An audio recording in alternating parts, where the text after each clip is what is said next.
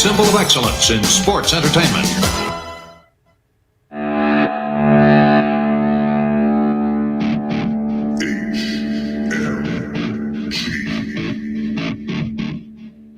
Humming Media Group. This is NeXT. Next Level Podcast. No, I'm serious. I'm dead serious.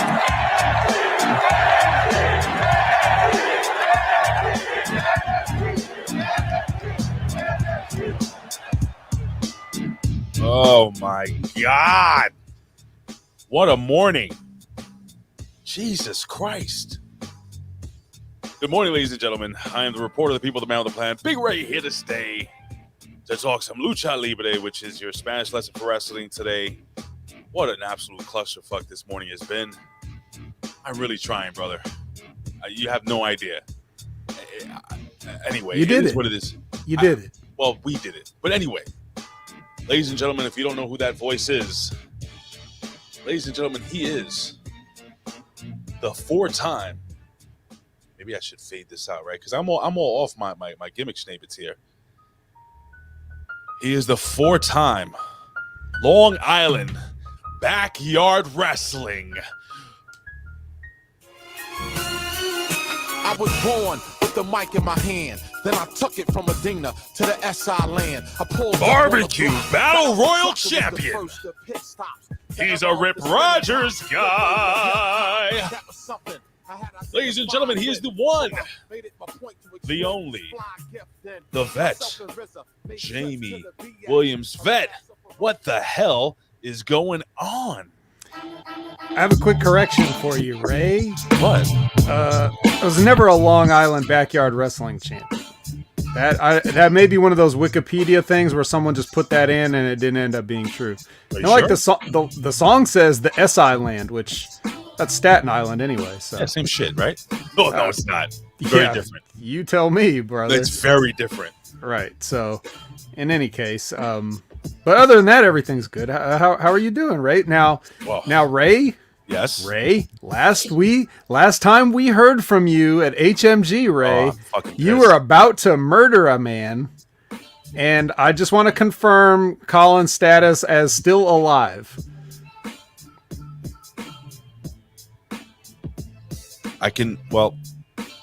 Alive? Like, what does that mean? Like, did you Tony D'Angelo him? So anyway, dude, we had so many issues this morning, ladies and gentlemen. So for some reason, I actually had to call the Golden Ayatollah bin Hameen to help us out. I called, and speaking of your asshole friend Colin, okay, he can call me. I was sick as a fucking ass this whole damn week. I'm like 90% now, so I kind of have a voice. I still have a little snivelly and shit. But this son of a bitch calls me. I think, I don't even know what time it was. It had to be after 2:00 in the morning. Okay, and listen, on a good night, I get home at 1. On a good night, I get home at 1:15, 1:30. On a great night, I get home at 1. I got home at 12:50. So I was able to take a shower and pass out because I needed the rest. And then this freaking redneck douchebag calls me and then puts me live on air. Can you explain that to me, please? Yes, I see that you only had the one side of it, which was you getting woken up by a phone call. Well, if you join us for the Impact Attack on late Monday, early Tuesday morning, sometimes Big Ray has been known to make an unwelcome and unwanted appearance here and there. It can't be totally unwanted because Colin sends in the link, but I generally advise against it. And I would have advised against this, but he did not consult. He just straight up called. And the reason that this came about was that we were talking about your last appearance, and the chat was saying, "Hey, where's Ray? Is French Spider-Man going to come in? Is he safe walking home at night? Did he get stabbed? Did he get shot?" So Colin, in his concern for your well-being, decided to check in on you. And we didn't know he was doing it. Brandon and I did not. And he just started calling you on the air, and then everything that happened. Which again, guys, if you don't watch the Impact Attack or listen to the Impact Attack, I don't blame you because it's got Impact in the title. But you have to understand, like, Impact Wrestling has very little to do with our show. If you like what we do here, it's similar over there. And Big Ray is a unifying link. You would think it's me, but sometimes it's Big Ray actually. So this is actually like part 2 of a cliffhanger episode here that you're seeing this morning. And here's the worst part. I call this son of a bitch for help. No help. But anyway, listen, man. Why don't we? Well, it's because he's dead. You killed him. Well, that's. Anyway, his ghost is trying to answer the phone, and the finger just won't. I'm not going to hit the cough button. I'm going to cough right into the mic every single time. So, real quick, a lot of faithful, really fucking cool people stood by while we waited almost 40 minutes for this show to start. So, can we please give a shout out to the people in the chat right now? We can just scroll up to the top and see who the hell is in here, Mr. Vet. Well, you know, hopefully some of them have been with us, and we didn't lose too many people. But Canada Spaceman is a rock. He's always in there. Frank's Pickle Barrel Ass, very reliable. J3, Cujo 62, Nobody Worth Remembering, Pipacho, and Scott Woodford are here at this current time. I saw Sergio Rangel in there somewhere, former 2-week host of the Next Level Wrestling Review alongside me and Colin, but Lab Rat is here. People just pop in and out. YouTube's so jank sometimes. Well, we got J3 here. Yes, Tenacious Dominican Troubles, Ray. Not anymore. We'll get into that in just a couple of minutes. But Lab Rat is in. Wow, what's up, Lab Rat? I haven't seen Lab Rat in quite some time. Thank you for joining us here live at HMG. So listen, man.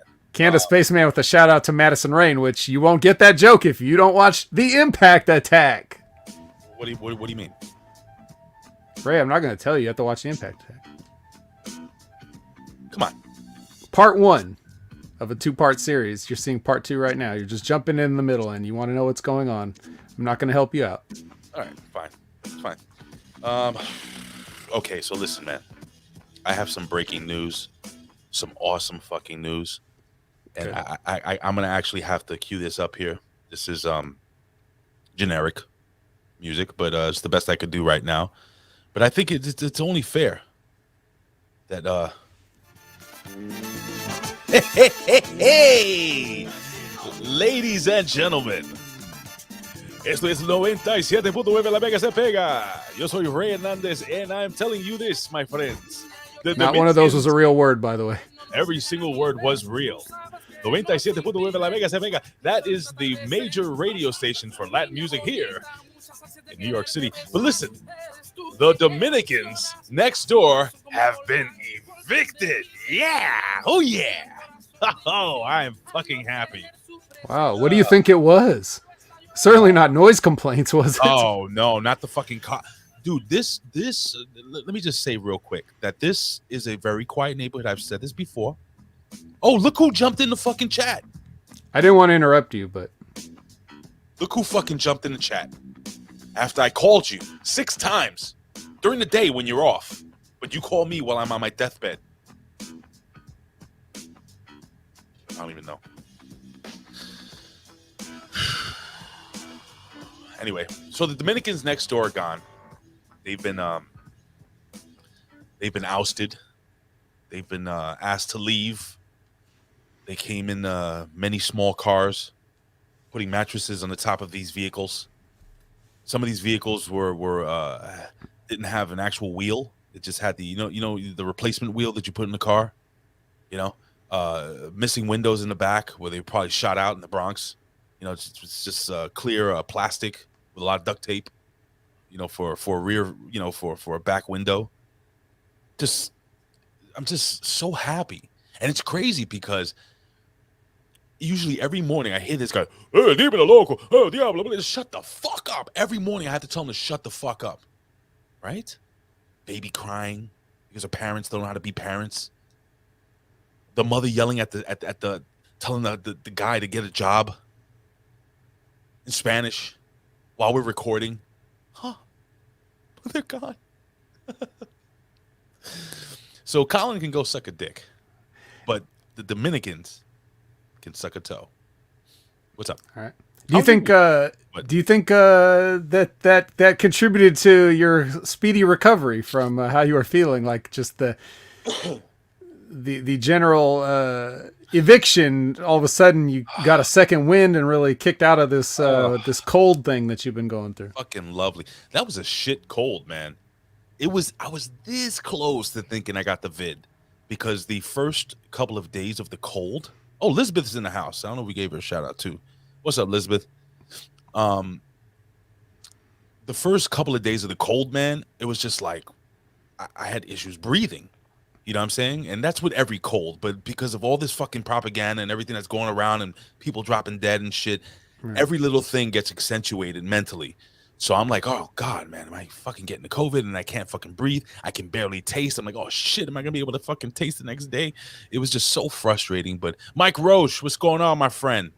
He's in the house. But thank God. But this shit lasted well over a week. And I'm over here Googling, how long does a cold last? Because I haven't been sick in like a year and a half, almost 2 years. Anyway, you had the cold too, didn't you? A couple of days ago, a week ago, or some shit. Yeah, it was something. It didn't really affect me too much, but I took a little bit of time off of work just because I didn't want to, pass it to anybody if I could help it. But I felt good enough. You wanted to be good to the people. I get you. Yeah, I respect. Well, no, the people I work with, yes. I definitely felt fine enough to actually work, but hey, I wasn't complaining either. I don't feel like always going into work, But it was, we're past that now. We've moved on, and we're very healthy, Dominican free. We have a chat legend here, the mighty Bobo. He's in the house. What's up, Bobo? Yes. I like Great Bobo. Great. He's great. He's mighty and great. He's mighty great. But Colin didn't pick up my phone call, bro. A little fucking pissed off about that. Maybe he was doing stuff. He's at work. He's not at work. He's home. He's home. He claims to be at work, and he also claims that you're Uncle Fester. I agree with you, Mike. You got Vet here. He wants to make it to heaven, being a good person and shit. Oh, please. I'll tell you what. I think Vet is a good person. I don't know if I'm gonna make it to heaven. Can I share something with you guys? No, you may not. Let's move into the 3 count. Okay, so I almost got into a fist fight with my older brother over the weekend. Over the weekend when you were sick? Yep. I was. He had the audacity to attack an ailing human. So my brother is, how can I put this? He's he's a former cop. My brother did beat cancer twice. He had it over here in the neck. They had to go in once, dissolve it. They thought it was gone, and it came back, so on and so forth. He was a police officer during September 11th, and he was in there for quite some time. And the city took care of him. Leave it like that. He had to retire a little early, so on and so forth. And he couldn't continue to work because he had breathing issues. Anyway, but he's relatively healthy, and that's my brother. That was a pro fighter. He did fight Madison Square Garden like my dad and everything like that. He fought on Tiger Eye TV, which was on HBO boxing. They used to have the young up and coming kids. Mm-hmm. My brother was on that, and he won.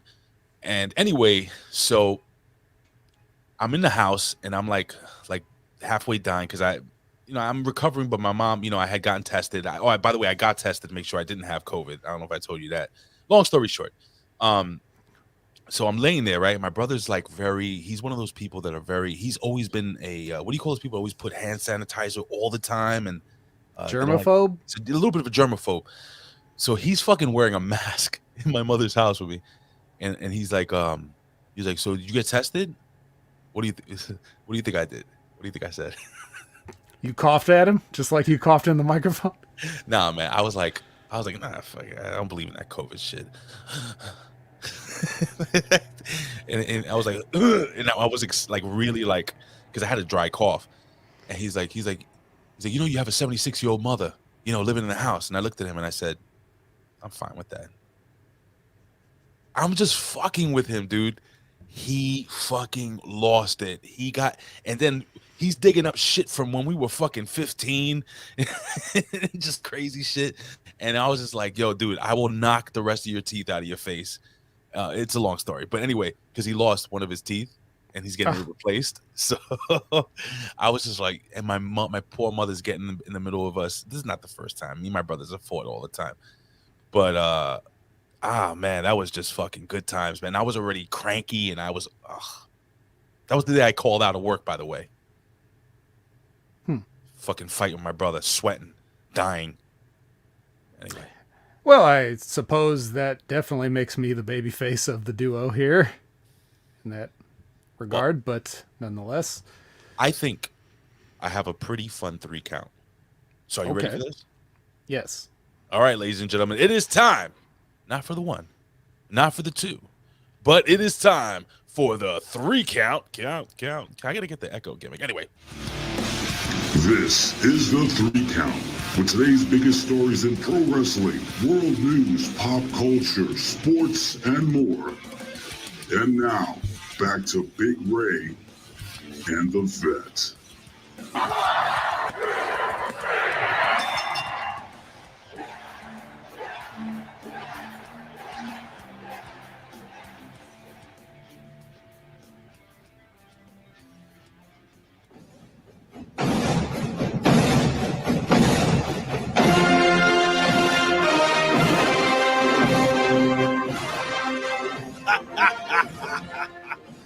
Ladies and gentlemen, your new world heavyweight champions of baseball, the Atlanta Braves, are the new world champions, defeating the disgusting cheaters from the Houston, whatever the hell, Texas, or wherever they're from.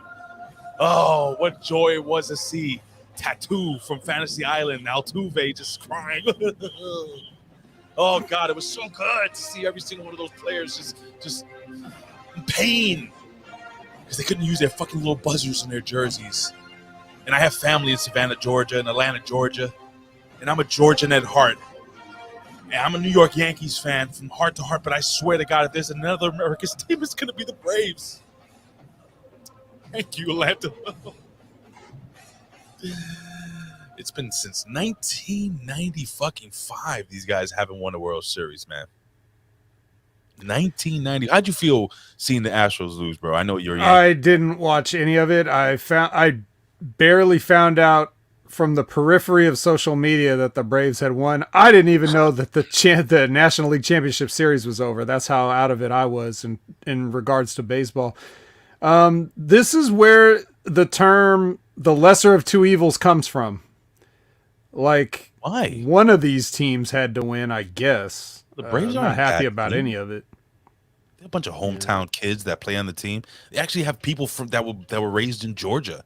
They had one kid that I forgot his name, that he actually was raised in the organization. Media M5 in the house was going on. Gan Wolfer was going on in the house.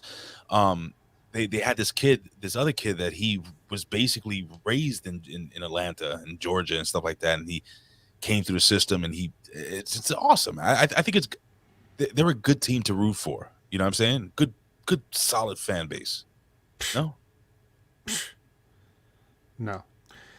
Didn't they steal that tomahawk chop from Florida State anyways? The Atlanta all right, so the Braves have been around way longer than them. Okay. But yes, technically, they did steal the they did steal the gimmick. Okay, thanks for answering a different question. They did steal the gimmick. Okay, all right, just making sure. Because if anything, some college sports bullshit, it's that, right? Like, when are they going to be canceled? That's all I have to ask. I don't know, man. You could just you can explain anything away. You could just say that they're directing traffic this way. You know, it doesn't have to be a racial thing. No one's actually holding a. Do they sell those, like, the big foam tomahawks still? Do you think? Or do they cut that out? Like, they sure fucking do. I saw them in the stands. Well, my question is, for all the people that want to cancel things, like, so is this more? So like, if you want, so let's say we consider this a tomahawk chop and naming the team the Braves. Let's say we consider all this racist, right? Let's just, for sake of argument, let's say we do that. Why not? So we want to stamp it all out, get rid of any mention of like Native American people. Like they have not gone through enough. Let's take away anything that even reminds us of them so that we don't have to look ourselves in the mirror and feel guilty about what we did. Like, is that what you're saying? Is that better? Like, I don't want to feel like this, so cancel all this right now. Yeah. Like, I mean, isn't it better to let it survive so that we're like, hey, yeah, these were an entire group of people that used to live here before we came in and fucked everything up. Like, we just want to push all that out, to the reservations too, right? Yeah. Dump a bunch of foam tomahawks on the reservations. Like, here, we don't need these anymore. We canceled it. Is that what we're saying? Like, is that what people are really saying? I'm just asking. I don't know the answers. I'm just throwing it out there. What is this? Gan Wolfer says, I have a new name for Atlanta when they have to change it. The Atlanta Roaches. Dig it? Yeah, I dig the Atlanta Roaches. There are a lot of roaches in Atlanta. No? All right. No, There's roaches everywhere, man. You seem kind of serious about this. Almost serious. Oh, fuck. Of course I fucking fucked this up. Hold on. And we serious like a leg period. You know how hard it was to find that stupid sound clip? It shouldn't be that hard. He says it all the time. Yeah, but I couldn't find it. I found this one. See if you like this one. This is a new one I'm going to be throwing in there. My balls was hot. I understand. Black Beast up in this hoe. Oh, man, that guy. Oh, man, I wanted to talk to you about something before we jump into the because The second count? Well, We're kicking out on one? the Atlanta Braves has something to do with the second count. Okay. But I wanted to, before I do that, the reason why I found this sound clip of My balls was hot. I understand. so there's this show on YouTube called Hot Ones. You ever seen this? Mm-hmm. I've never seen it before. I just was looking up MMA fighters, and then oh god, now what's his name? My balls is hot. Derek Lewis. So Derek Lewis popped up on Hot Ones. I'm like, what the fuck is Hot Ones? What is this shit? Bro, this is the most brilliant fucking thing I have ever seen in my life. And I went down a rabbit hole. Will Ferrell, fucking who else was on this thing? Sasha Banks? Sasha Banks. No, was she on this? I don't know. I have to look for that. Was she? Jack Black. I mean, it's just like all these fucking people, these Stone boxers. Cold? Stone Cold was on Stone Cold. I saw that one. Stone Cold was on it. And it was just so cool. Like, I've never seen it. So how hot do your wings get? At a certain point, like, you can withstand the spiciness, but the flavor's gone. Like when it's just burning all the like the when bomb, it's burning when they hit all the bomb. cells off your tongue and you can't, feel your face anymore. Like at that point, the flavor's a little bit lost. So I don't like it too hot, but I definitely am curious about the strength of some of these sauces that they have. Well, Jericho was a good one too, dude. I must have watched already about. I would honestly say about 30 of them over like when I was sick in bed, just like, oh, is this Hot Ones? Wow. I mean it's so cool. It kind of leads to show you that, if you just have like an original idea and there's a niche for it, you can. I looked up the host of this show, his net worth. How much do you think this kid is worth right now? I have no idea. Too much. All of it's too much. $40 million.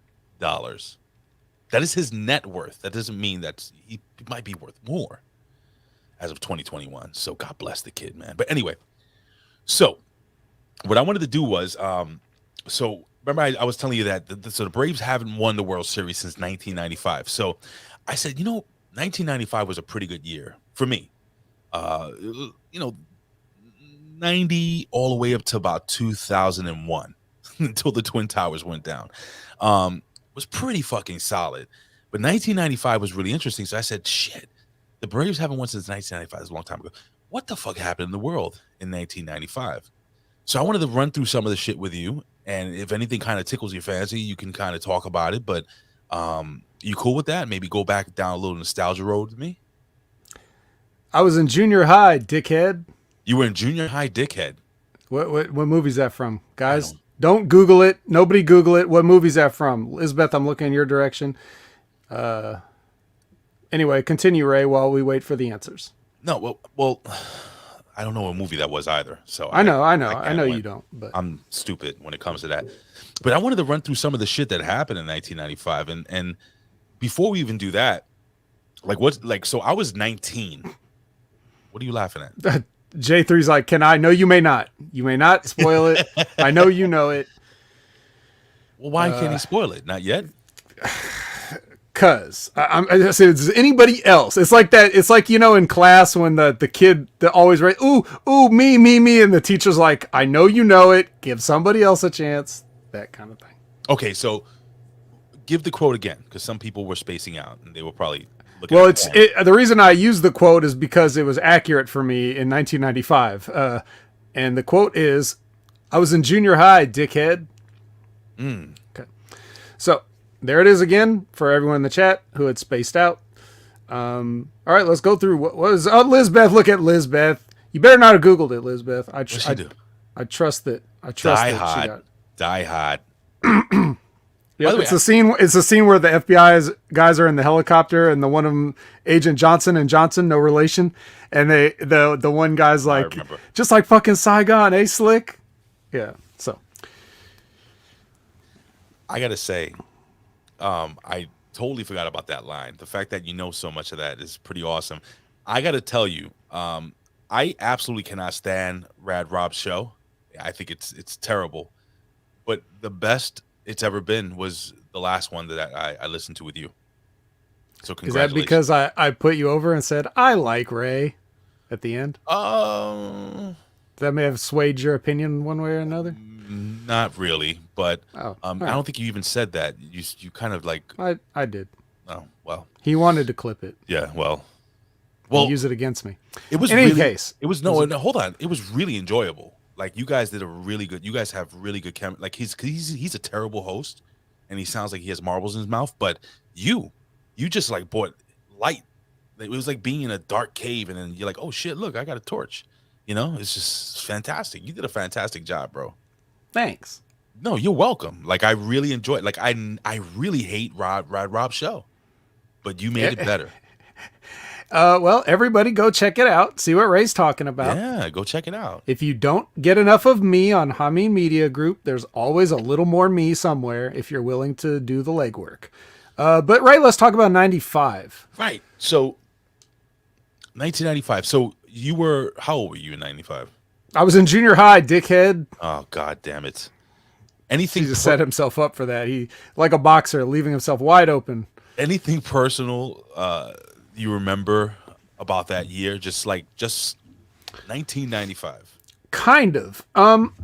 You know how everybody that's a wrestling fan like takes time off from wrestling and is like, I'm a little old for this now, or whatever the case may be, and then they just get sucked back into it against their will, kind of a thing. Well, 95 was the year that I kind of like got right back into wrestling full force and never really took my foot off the gas pedal.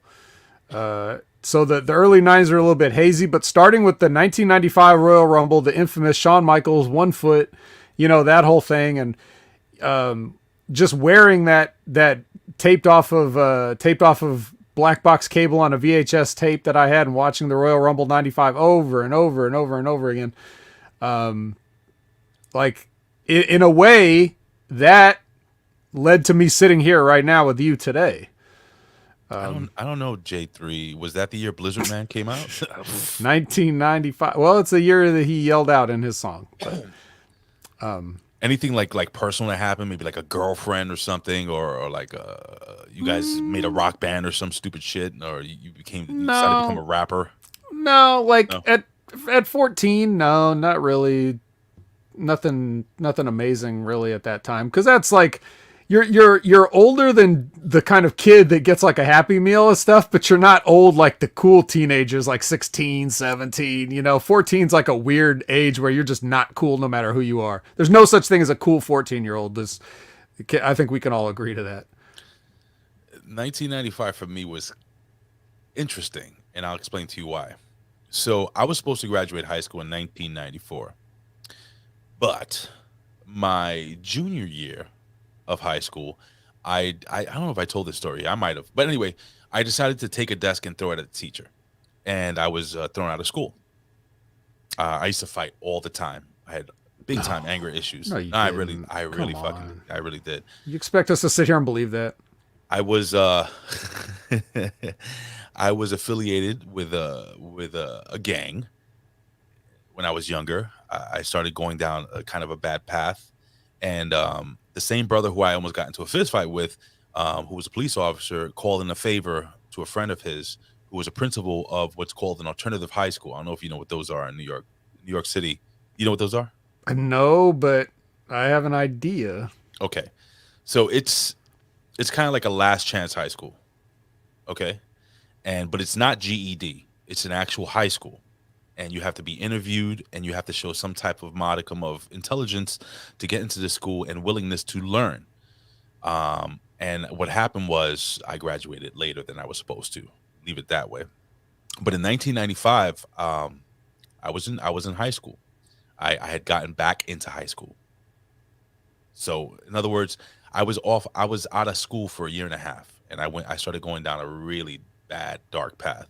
And thanks to the brother, I almost tried to knock out his teeth the other day.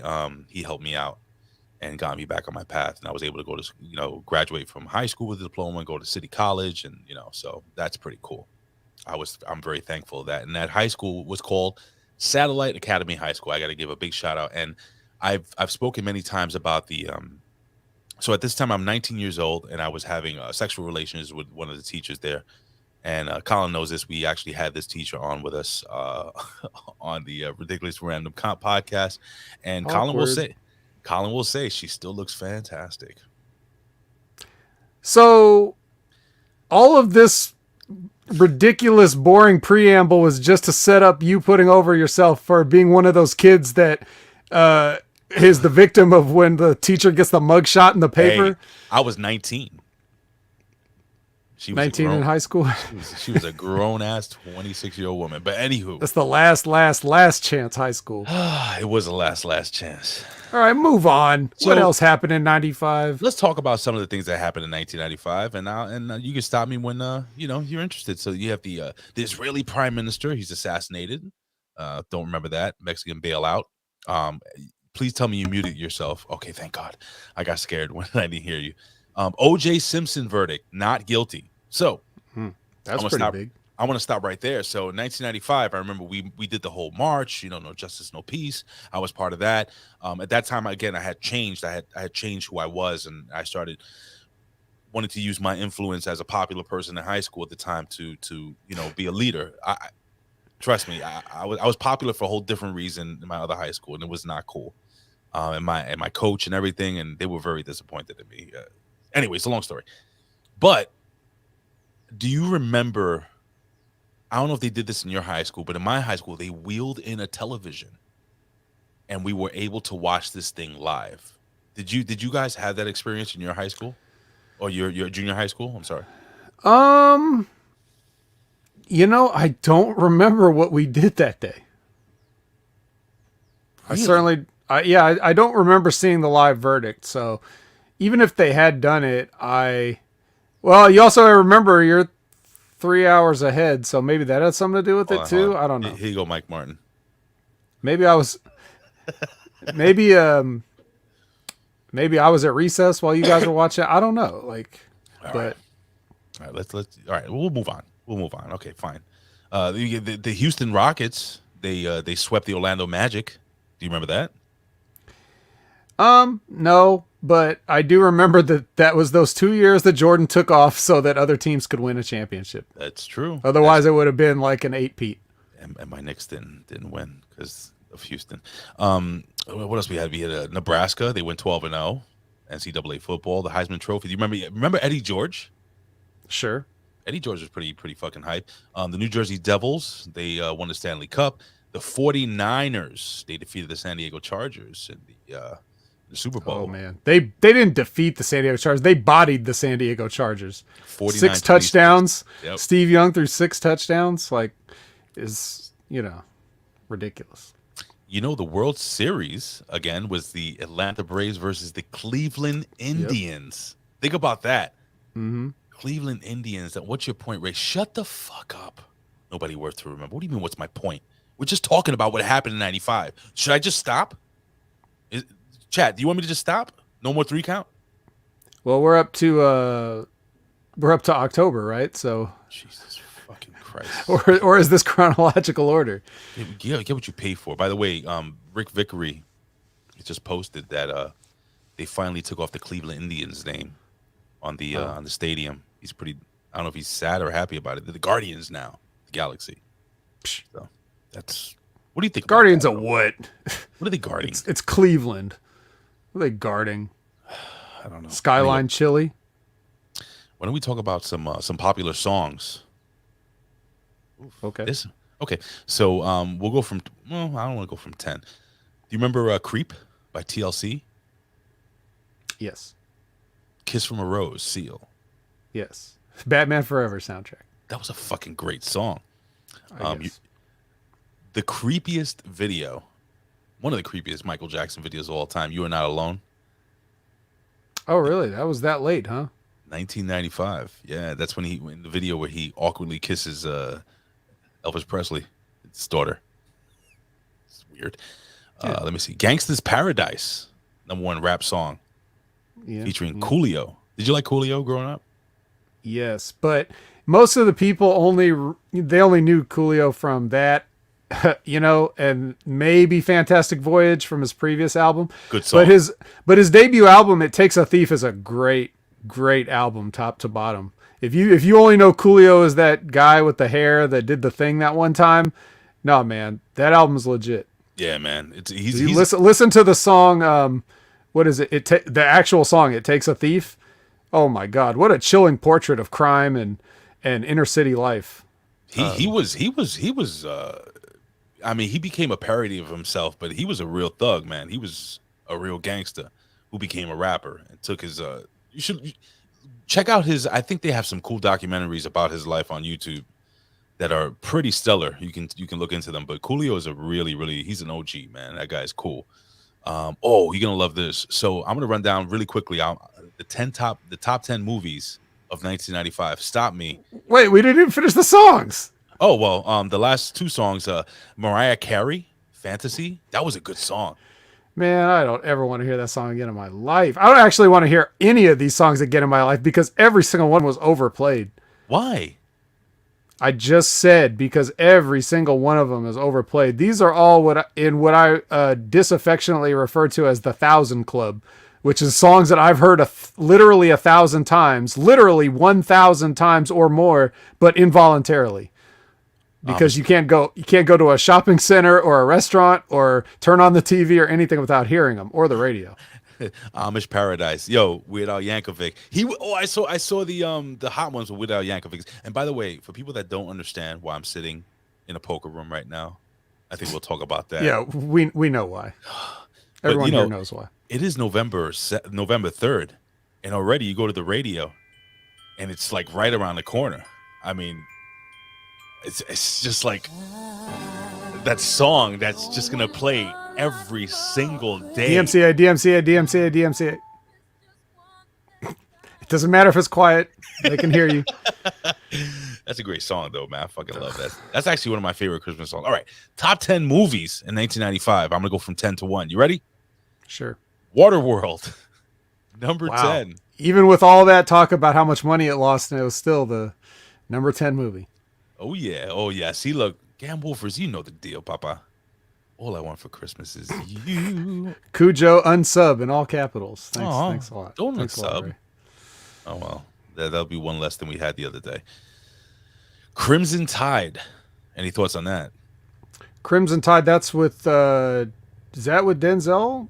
Yes. Sure. It was all right. I don't know. I never seen it. GoldenEye. Yes, definitely. That was the return to form for James Bond. And then the game came out on Nintendo 64, and we were all first-person shooter fans. Bro, let's be real, dude. That people put it over as one of the greatest games of all time. It was legit one of the. Is that Ben Hameen leaving the compound where you are, flying away? It's classified. Okay. Not gonna. You are the vet. So, dude, that game was just fucking fantastic. I played it over and over. Did you beat it? Of course you did. Yes. Of course you. Who didn't? All right, I'm gonna Die Hard with a Vengeance. Yeah. That's great. Some pretty classic movies. He didn't say, "Hey Zeus." He said, "Hey Zeus, father of Apollo, Mount Olympus, don't fuck with me or I'll shove a lightning bolt up your ass, Zeus." You got a problem with that? Cujo 62's favorite movie of 1995, Casper, the Friendly Ghost. That was over. Ace Ventura 2, which is arguably better than Part 1. I don't think it is, but I do like a lot of parts in it. Kind of hot in these rhinos. Dude, when he gets stabbed in the fucking leg. Yeah. Oh, that's fucking great. Tommy Davidson, yes. Yes, he played the Savage. That would have been canceled, by the way. Yes. Well, you would be canceled for saying Savage. Sure.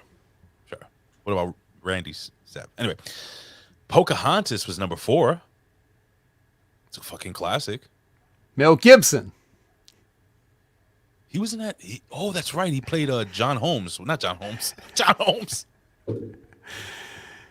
You know John? Yeah, Pocahontas got a pizza delivered to her house, apparently. The big sausage pizza. Yeah. That same year. Now, check this out, man. So we've said a couple of classics in here, but the top 3, Toy Story came out in 1995. Wow. Huge. Apollo 13 came out in 1995 with Tom Hanks. That was fucking huge. And the number 1 movie of 1995, I'm gonna let you guess. Dude, I have no idea. My mind is totally blank. Batman Forever. Oh yeah, that was yeah. Yeah, I guess yeah. License to print money. Batman was at the time. I was gonna run down some of the books, but nobody fucking gives a shit. Would you like to know the top 10 TV shows of the? Well, let's do top 5. All right, top 5. You ready? Yes. Okay, we'll do top 10. Roseanne, Friends, Murder, She Wrote was number 8. Number 7, NYPD Blue. That was a good show. Number 6, 60 Minutes. That doesn't count. Is that really a TV show? It was a TV show. Okay. Anyhow, okay. Number 5, Monday Night Football. Now wait 1 minute. What is- one fucking minute. That is What? not a show. It's a show. They give it on TV. All right. What are the last ones? Grace Under Fire. God, I can't believe people watch that show. What is that? I don't remember that show. I mean, I remember the name, but do you remember who was in it? It's just a show about some white woman and her family, which you already said, Roseanne. So, God, I can't. But that was believe like what people watch. more like white trash, Roseanne, right? Well, Roseanne was a little bit. Well, they're just more regular, I guess, trash. But yeah, I guess Grace Under Fire is a little more white trash. I don't know, dude. There was a lot of shows like that. Just shows you that the entire Midwest was the ones watching all the TV shows. How about number 3? If I do that, you know what that Home is? Improvement, yeah. Isn't that fucking crazy how I just do that stupid sound? You know exactly what I'm talking about. That was Tim Allen's whole bit. Besides Buzz Lightyear, which started a whole other career for him, he was just a stand-up, and then he got a show. You know they're redoing Buzz Lightyear, right? Yeah, it's supposed to be like a movie about the real life of Buzz Lightyear. The prequel to Buzz Lightyear With Chris Evans. Yeah, it's got no Chris shit. Evans, so And by the way, we will be reviewing NXT 2.0 11 eventually, because we're almost done. Let me see. Number 2, and I think this just went off the air not too long ago. ER. Oh yeah, I gotta put something over. George Clooney, baby. I had the Caesar haircut back in the day. You know when That's pretty funny. Did you have the haircut? No. What's a mainstream haircut that you had?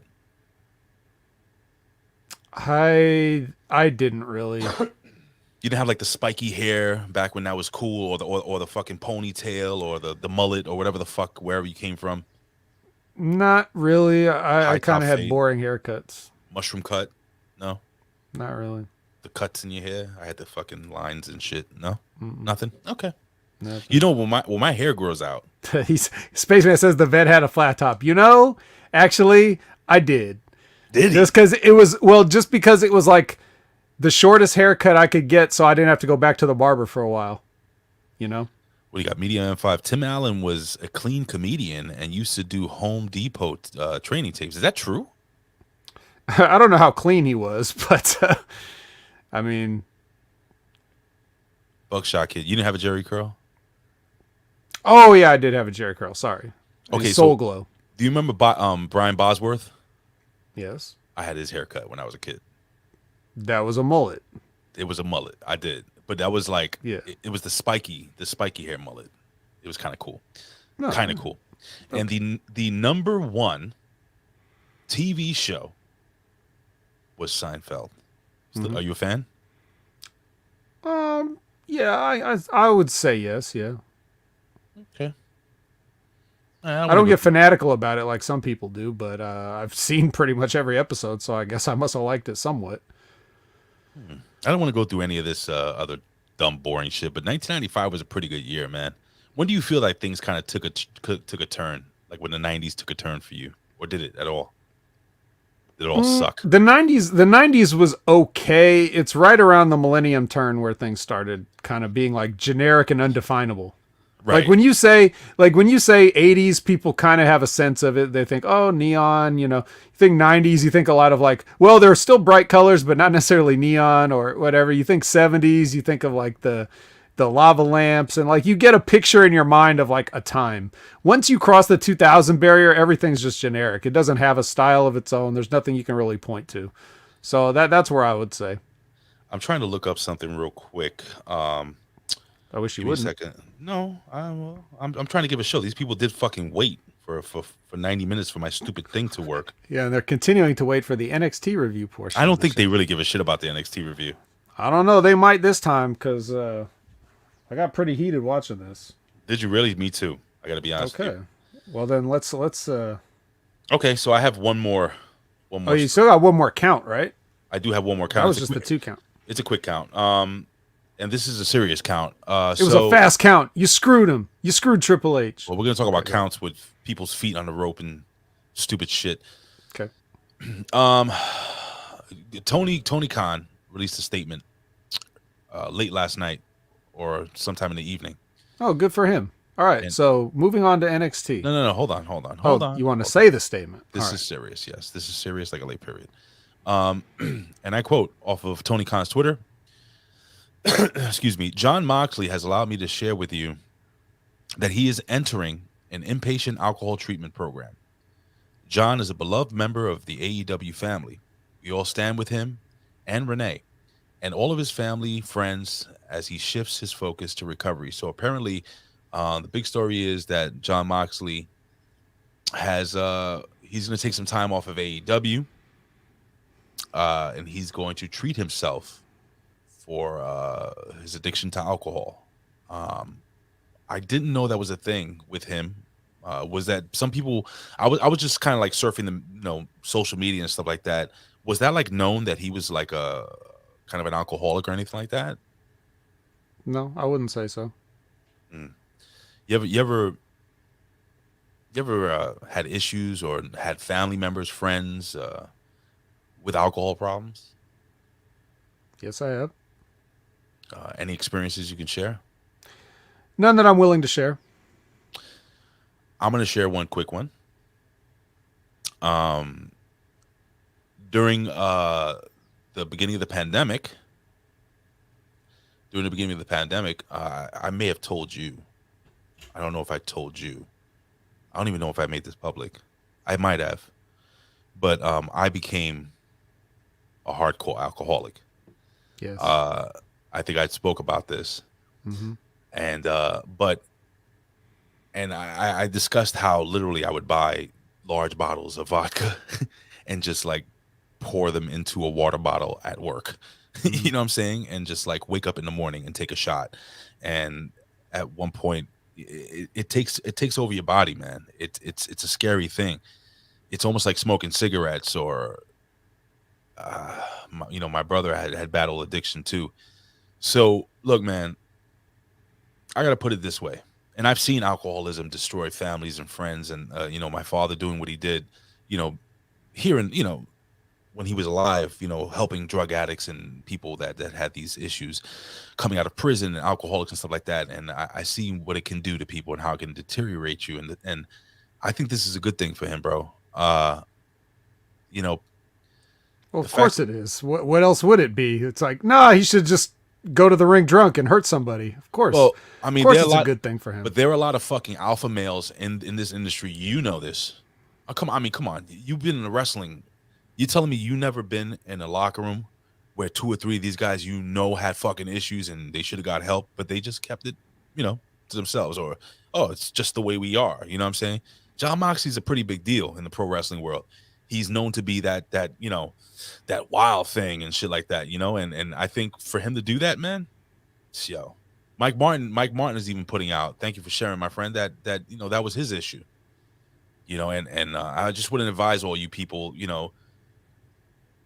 to follow his example. John Moxley not only called himself out, he let it publicly be known that he's having this issue. And hopefully this can help somebody who watches that programming and who knows John Moxley, was a fan of John Moxley. These people are not superheroes. These people are just people just like you and I. And I think it's a big thing. And I don't know how this would have been handled in the WWE as opposed to AEW. This is where the question, and that's the note I left here. I wanted to ask you, do you think it would have been handled differently under the WWE regime? Because I feel, even though people make fun of Tony Khan and he's a little wacky and weird and crazy and he does silly things and people say he's a cokehead, which we don't know that for sure, maybe. But it seems like that is where he probably should be if he needs help in the pro wrestling world. I wanted to know your thoughts on that, man. Well, for all the negative things that I have and will continue to say about the WWE, and like we all have, I don't think that the substance abuse program that they have is one of their shortcomings. There's been plenty of people that have needed help and gotten the help that they need because of them. And the WWE substance abuse policy covers people that are a wrestler, even if they don't work there. Like, they pay for the rehab and stuff. And you don't really hear about that too much because it's not necessarily, hot news to hear that some ex-wrestler that worked at the WWE for 2 weeks may need treatment. So it's not going to be a headline, but as I understand it, they will pay for your rehab. So I don't really think it would have been any different for John Moxley had he still been working there. I think the same thing would have happened. He would have maybe made his statement or whatever. Even if the reason that they do it is just so that they look good and not out of the goodness of their hearts. But then again, we're talking about the WWE, which is like hundreds and hundreds of employees that work there. Like, we can't throw them all under the same umbrella and say, oh, you guys are all trash because we don't like the creative direction of the show, or, you know what I mean? Like, there's a lot of good people there and a lot of bad people there at the same time. So, but to answer your question, no. It's like any job. I'm going to throw it out there real quick. Yeah, I agree. Yeah. So I think he could have had the same issue, maybe working there when he did drove him to drink, for all I know. That's good, great point. You can do that. You can do that just watching it. So imagine being in the middle of it. But I'm glad that, for his family's sake, just had a baby not that long ago. Mm-hmm. I'm glad that he's doing it. And selfishly, I'm like, whatever gets him off my television, that's good too. Oh, that's terrible. But I get what you're saying, dude. Look, yeah, man. I don't know the man personally, but professionally, he's an embarrassment to me. So, like, I just want him gone, whatever it takes. I want to throw this out there. So, Mike Roach is saying that Russo is burying Tony Khan for leaking it out. I don't think. Well, listen though. I don't think Tony Khan is leaking anything. I'm pretty sure John Moxley told. You don't think so? No, I'm just laughing at the idea of somebody making a public statement and calling that a leak. It's not a leak. Leaks come from other people. Right. You know what I mean? Like, it would be somebody that worked in the office that, that said, "Hey, John Moxley's going to rehab," not Tony Khan in a tweet or an official press release or something. That's not leaking. But maybe that's just Mike Roche's wording. I'm not saying it. Look at read what Bobo says here. Devil's advocate. Is it publicly? What is it? Is it being publicly announced now because his book just came out? Whose book? Could be, but whose book? Who has a book? John Moxley, I guess. But here's the thing, like books, you don't just release a book overnight. That had obviously had to have been in the works for years. So what are you saying? Like, he's like, okay, when my book goes through in 16 more months, then I'll go to rehab just to promote it. Like, do you think that's really what he did? I mean, I wouldn't put past anybody in the wrestling business to do anything. You guys know me, but it does seem a little far-fetched that he would plan on it. And that's how Russo said it at Media M5. And Okay. And listen, here's the deal. For people that don't know much about Vince Russo is a very intelligent man. I'm not going to put it past him. He's by his own admission, he denies that. He's a smart guy, but he does. I don't know if it's a work.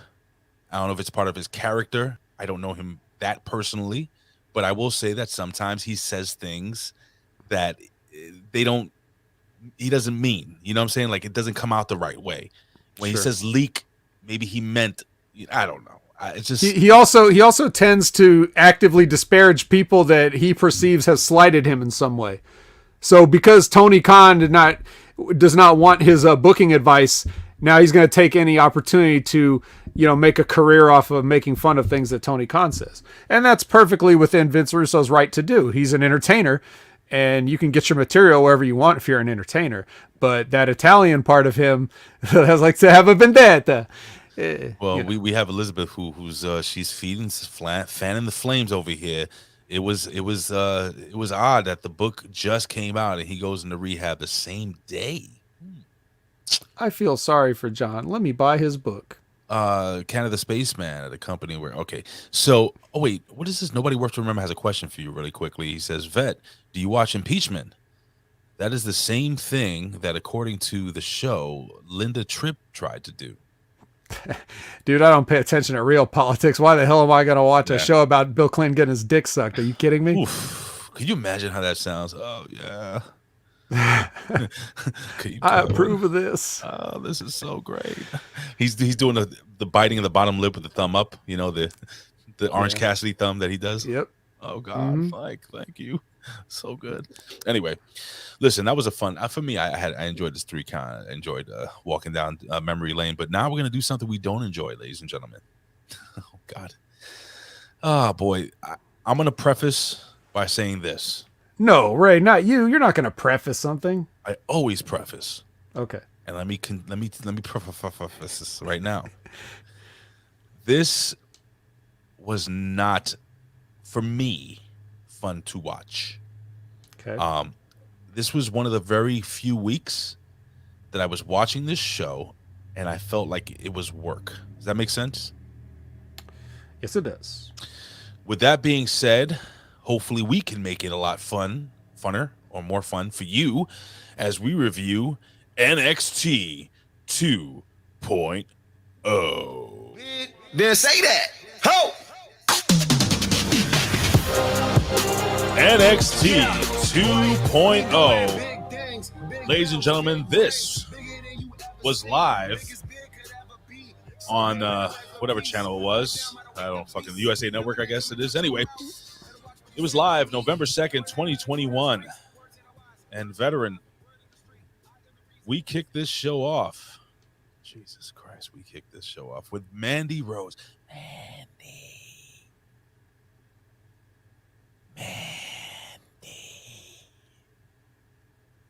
That's it. Yeah. What do you think of her promo, dude? She says in her promo, she says, and I quote. Oh, quote, please. Toxic Attraction runs NXT. Does it?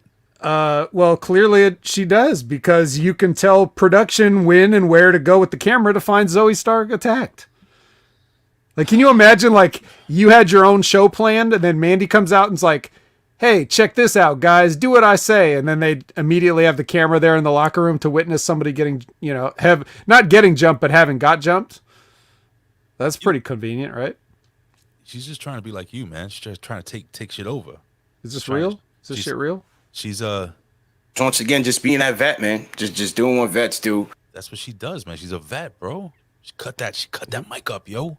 And then her girls in the back, they jumped Zoe, the lesbian Stark, in the back, yo. Whoa. What happened? Alleged. Oh, sorry.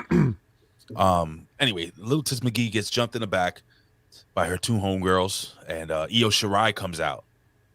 Yep. And I got to tell you, this girl, she is so articulate as she grabs that microphone. There's something about the way she I know it's bad English, but it kind of works for her. Does that make sense, or am I off here? Well, she said the words she wanted to say. She's fucking attractive, dude. I find her more and more attractive every week. What is wrong with me? Nothing's wrong with she and maybe it didn't hurt that she beat them all up by herself. Maybe that turned you on a little bit too, seeing that. She what? She beat everybody up by herself. Oh, does she use this?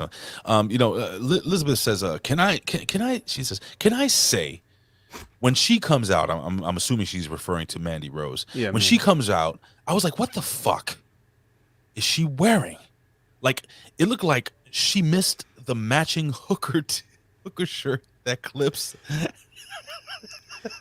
Well, that clips at the top. Most of what Mandy Rose wears is just something from Fredericks of Hollywood with black Daisy Dukes over it. So easy, just putting it out there. But anywho, so yeah, that happened, man. K-Sounds came out. K-Sounds, yes, they both came out and they beat the living shit out of Caden Carter. Yeah, so that happened. And then what are these? Oh, the K-Sounds, those are little midgets, right? Mm-hmm. The little people. Mm-hmm. Where the fuck have they been? Mm. There you go, ladies and gentlemen. That was your review of NXT 2.0. Yep. We're done. Should I play music or just cut off the feed? No, we didn't talk about Dakota Kai. She's coming out next, or so we think, but then we take a trip to Duke's shirtless poker room. Oh, God, dude. I am in the poker room, by the way. They're gone. How do I know it's the poker room? It doesn't have a little logo in the corner saying Ray's Poker Room.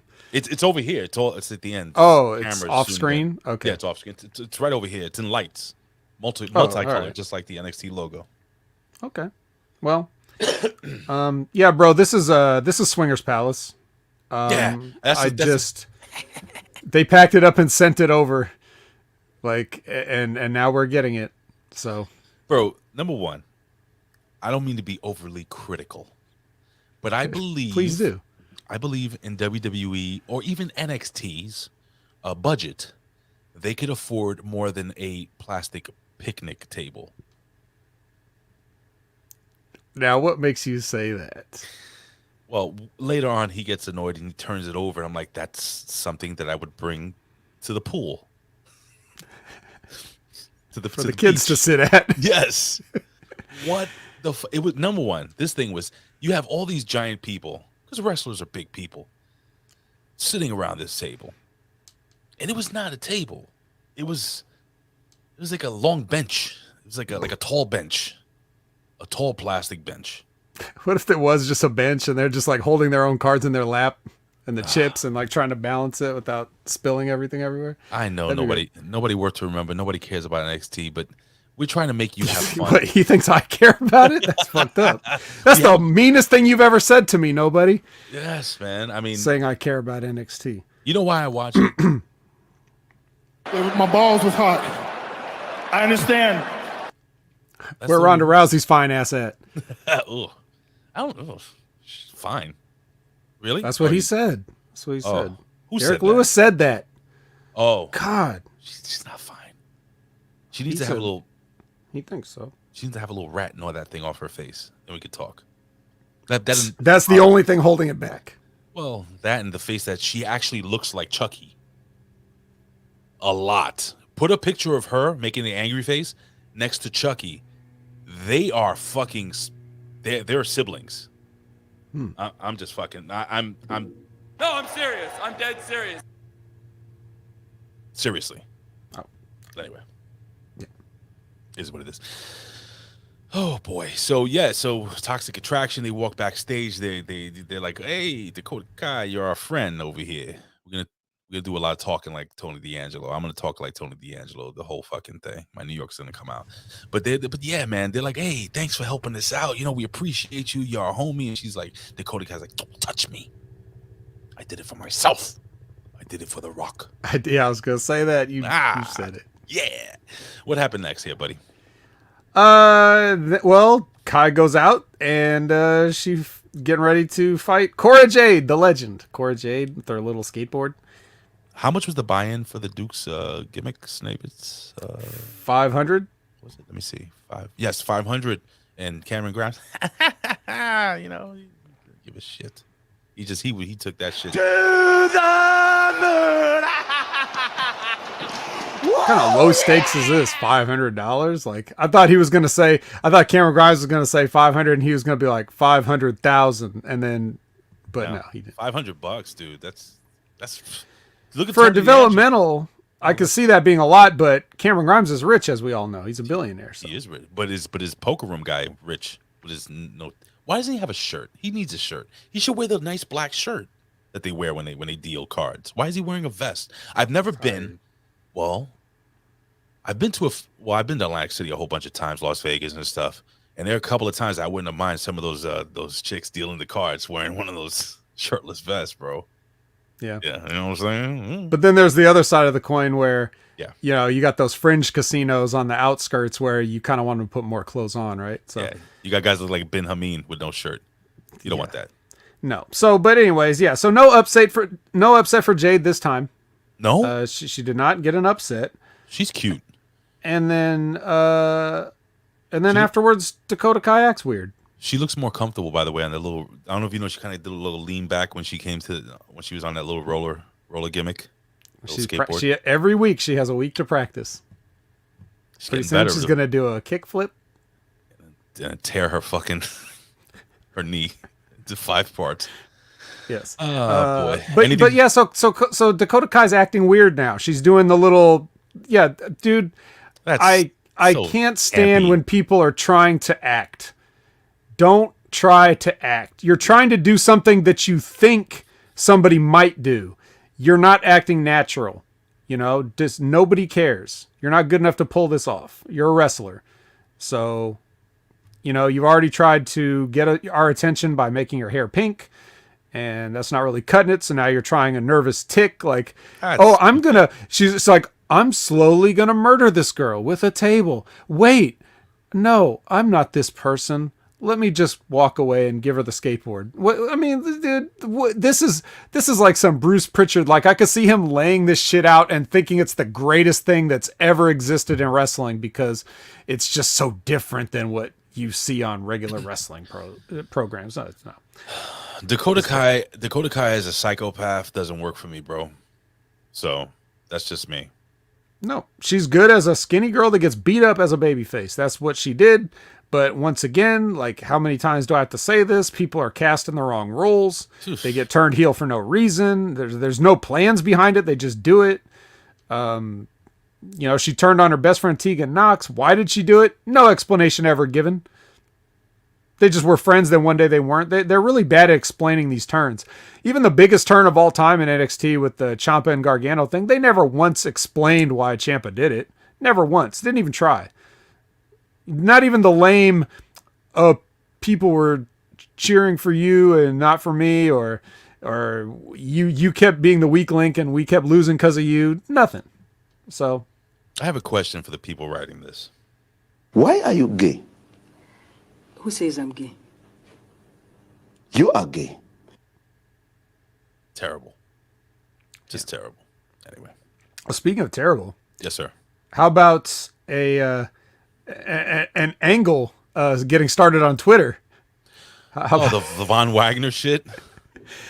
It looks accurate to the Mark conversations though that you see on social media sometimes. You don't think those guys are marks, dude? Well, I'm talking about the ones that are. I know. Never been near a ring, no. Even with the ticket money. Like Colin. What? Huh? Yeah. Anyway, they if you guys didn't see it, apparently there's this whole fucking Twitter war going on between Legato them, because that's what. See, let me explain something to you guys. People that are drug lords and they're soldiers, that's what they do. They go on Twitter and they throw verbal barbs at tall cavemen on Twitter. I don't know what this is. What do they do? If you're gonna fire at somebody, keep it to like a couple of words. These guys are typing out whole paragraphs. That's why I say it's just like Mark's, because if you ever go to Twitter and see people trying to actually have conversations responding to each other, I just laugh at it and move on. It did not make any sense. Well, what happens after this, brother? After this, also on social media, maybe Robert Stone challenges Zion Quinn. After he was made a meme of at the Halloween party. Mima? What'd you say? Mima, yeah. Just want to be a big man in front of my friends.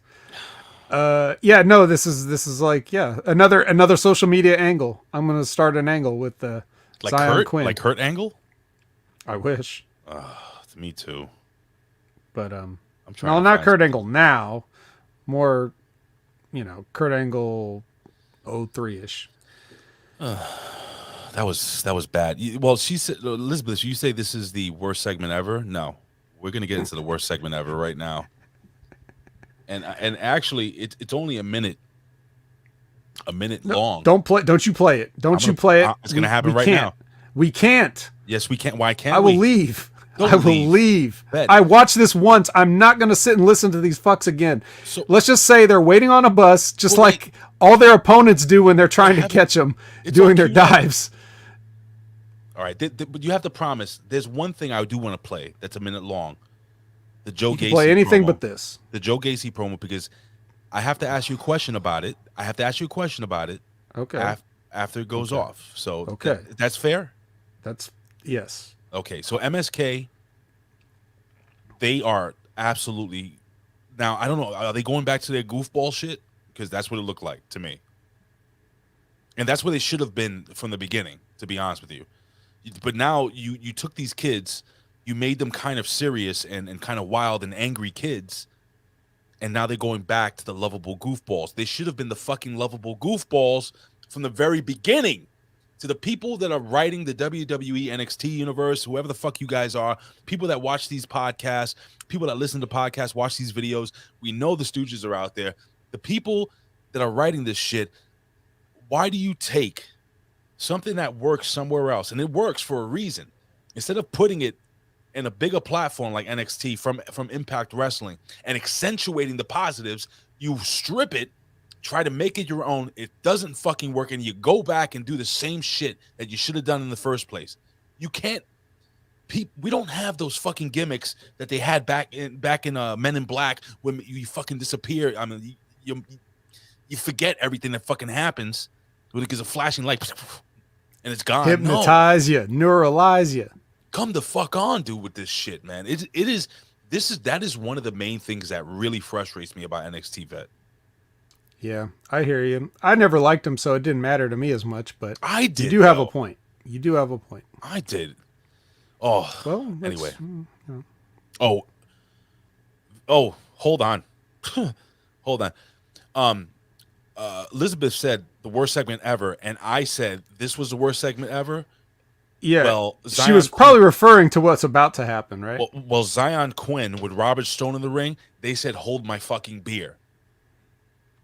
Well, when we were talking about, this is when I saw this thing, I was like, well, this guy's dead. Can I just say, and I'm gonna be, this is Ranting Ray. I should have put Ranting Ray Hernandez today. All right, I'll kick back because let me explain something to you guys. You have this guy that has a phenomenal look, and I like him in the ring. Got all these fucking tattoos from New Zealand, does the whole fucking dancing gimmick, fucking with the tongue hanging out and shit. The guy has it, in my opinion. Now, and he holds open doors for ladies, at the PC. He's a ladies man. He's in the back. He's the latest man. That's disgusting. Anyway, And you got Mandy Rose checking you out, or like, oh, not Mandy Rose. What's Carmen Sandiego checking you out? Like, yeah, I sucked that cock, and shit. She looked at him like a piece of meat. Now you got this guy coming to ring, right? And of course, Robert Stone comes out there, and he dances and shit. And guess what? I think Robert Stone did a great job at what he was supposed to do. Let me explain. He was supposed to be extremely unlikable, cringy. I mean, that's what he was supposed to do. But the only thing more cringy. And then I said to myself, that I swear to God, I'm watching this shit on my phone. And I'm like, please. Now, when Zion Quinn grabbed the mic and he says, "Well, I just came here to kick your ass," I'm like, all right, cool. And I'm like, oh, thank God. But right before that, you had a scary feeling that he was really going to do it. Right. And then when he said that, you were like, I guess he's not going to do it. But then before he did it, you remembered that this is the WWE and you knew he was going to do it, didn't you? Fuck. Yo, dude, I was like, and then there's that moment that you're like, please, don't fucking take the mic back. Just punch him, hit him with a clothesline, suplex him. He goes, you know what? I'll do it. And I'm like, oh. And then he sings the worst song you could possibly put on a guy like that. He sings the HBK. I wonder who was booking this segment. The HBK, I'm just a sexy boy. And then he's doing the fucking hip gyrations and shit. Bro, I was like, this guy, what did you say he was? Dead. I want this guy dead. I want his family dead. I want his house burnt to the ground. I wanted Tony D'Angelo. What movie, Elizabeth? Elizabeth, what movie is that? On him dead. So, his mother dead. His father dead. Yeah. This is rotten. I don't think we really need to elaborate on how bad it was, because anybody that saw it knows how bad, and anybody that didn't see it, be thankful that you dodged a bullet.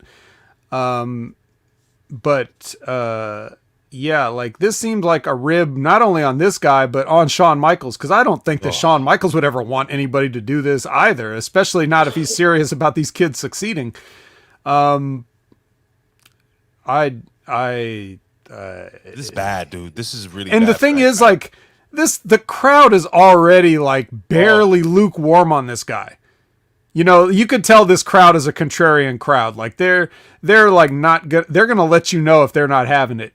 You want to push Tony D'Angelo down their throat as a heel, they're gonna make him a face. You try to tote this guy out as a badass, they're gonna be like, maybe. Like even when he said, "I just came here to kick your ass," the pop was so mild. She's right.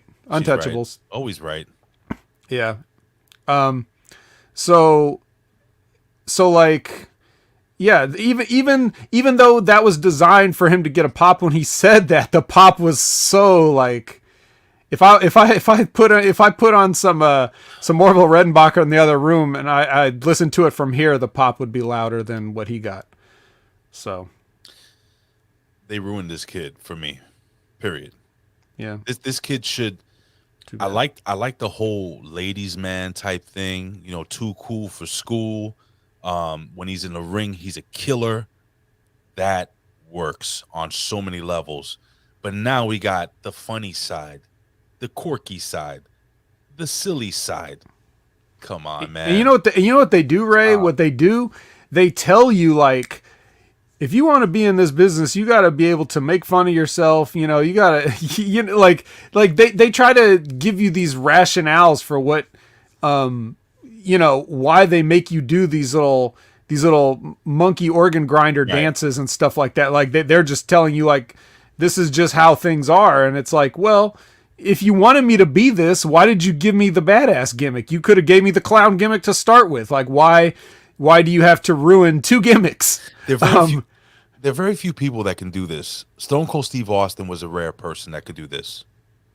That he could be a badass, do something silly. But Ray, yes, sir. If he had came out as the ringmaster and did this before he even got over, right? The only way Steve Austin could, play guitar and sing with Kurt Angle is after you've already built up like 5-6 years of goodwill with the people, getting over as a badass, Yeth Kavathier, that is the drink. Mm-hmm. And shout out to Nobody Worth Remembering, because he actually got Untouchables first, like slightly before Elizabeth. So I want to make sure I give credit to everybody. And I have to say, the Ladies' Man is possibly one of the greatest characters in SNL history, and that is not disgusting. Yeah, this morning. Oh, that's such a good character, dude. What? I love I got to get that sound. Have you ever been down the Yellow River? It's once in the 80s, but I did not enjoy it. God! Aren't you happy I'm not Rad Rob? What? Hey, Rad Rob knows all these too. That's I got to give it up to Rad Rob. He's usually there with some of the quotes. It's either that or I haven't watched it in a million years. I got to go back and watch it. Those are the two. He either knows the quote or whatever. But yeah, so the guy's dead, and there's another reason why he's dead. Let's pretend this segment never happened. Right? Let's pretend Zion Quinn is still totally cool. Sure, I'll tell you why it's still bad a little bit later. Right after this. Yeah, right after this. By the way, Media Group. There's this great YouTuber I watch. He does all these phone reviews. Do you know the guy? The black dude? It does what reviews? Reviews? He does all these phone and tech reviews and stuff like that. And he's like, I'll tell you. He's like, he cuts a promo. Yeah, and he goes, I'll tell you all about it right after this. Okay. Travis, he's awesome. Google tech reviews Travis. He's one of my favorite guys on YouTube. He's very entertaining and he looks just like Uncle Phil. And he always puts over my comments because I call him the Uncle Phil of YouTube. He's fantastic. He's great. All right, so now we're going to jump into this. Yeah, now this is where I allow you to play a 1-minute clip. Okay, here we go. This is our friend, Joe Gacy, and I have a question for you right after this. Here we go. The world should be a happy place. But in reality, it's nothing but a cesspool filled with closed-minded individuals. We live in a world where the goal is to drag people down and hope they fail. Take social media, designed for people to share ideas, and now it's full of nothing but negative energy. People make instant judgment based on appearance. That is not inclusion. I hear they call a man a monster. Why? Because he's tall? Because he has tattoos? Because he has a shaved head? You alienate the man without giving him a chance. Well, that stops now. We will change the world together. Now, my question to you, is there anything he said there that wasn't fucking true? Yeah, kind of. What? Everything he fucking said has validity, has honesty to it. He's right. Social media is fucked up. Facebook and Twitter aren't what they were built to be. Now it's become a toxic environment where you can't even say, hey, I feel like voting for this guy without 5,000 people jumping on you and calling you a racist. Well, you get what you deserve. No one asked you in the first place. So if people jump on you, you deserve it. Don't just go out there and throw out your unsolicited opinion and then get upset when people look. Social media is as toxic as you allow it to be. It really is. Like, I don't see that side of it because I don't really engage in it. And that's yes, I did just figure it out. He just found out. Yeah, this morning. So do the whole show like that, please. Yeah, okay. No, I can't do the whole show. I'll do Pat, and you can do. No, don't do that. No, I didn't. But I didn't look at what he was saying in terms of like, is he right or wrong? What I took from this promo is like he's basically this is like this is somebody's way of like defending Trump supporters or something. Like that's basically what it sounded like to me. I don't know, dude. Like someone put this guy in a gimmick with Jackson Riker. Stat. Yeah, so. And then after this was when Carmen Sandiego sexually harassed Zion Quinn on her way to the ring. Just for the record. Okay. My wife just told me that she has a package downstairs. She wants me to get it. I thought you had a package downstairs. I do have a package downstairs, but it's not as big as that one. It's not. The shipping and handling wasn't too expensive. Is it Well, no, I don't want to leave. I don't know. That's fine. It could wait. The Dominicans are gone next door, so I'm not worried about this thing sitting on the front porch. Okay. Sorry to put it out like that, but it's true. Right. And then when Ray says that, he doesn't mean all Dominicans. He just means those Dominicans. You know what? Let me go run down and get this. You cool with that? Geez. Yeah, sure. Why not? Well, what do we have next? I'll speed. Let's see how much of the show I can get through before you come back, and then you have to pick up right where I leave off. Oh, shit. I'm going to stay right here. Okay, well, it's good that you stay right here. Otherwise, you would have missed the ridge. Ugh, the cranial ridge. The ridge. The ridge says this. He's going to take this big old size 16. What? Whoa, what? Oh. The ridge. You know the ridge. Oh, what about Electra Lopez? Dwayne the Ridge Johnson? Devon the Ridge Wagner? He's going to be in Fast 10. He's never going to be able to cut his bangs. I'm just telling you right now. Dude, his bangs get cut when they grow to a certain length. They just get chopped off right there. They hang over like drapes over his eyebrows. Can you do anything aesthetically to fix that? She could forehead implants. I don't know if you should do that. I don't know if you should go the opposite direction and try to, turn into the leader from Marvel Comics or anything. Maybe shave the ridge down. Yeah, maybe shave it down if that's a real thing, but no, I think you should just learn to live with it. That's what I think. If that's if there's one thing I've learned, is that you should accept who you are and love who you are. Maybe he can start brushing his eyebrows up.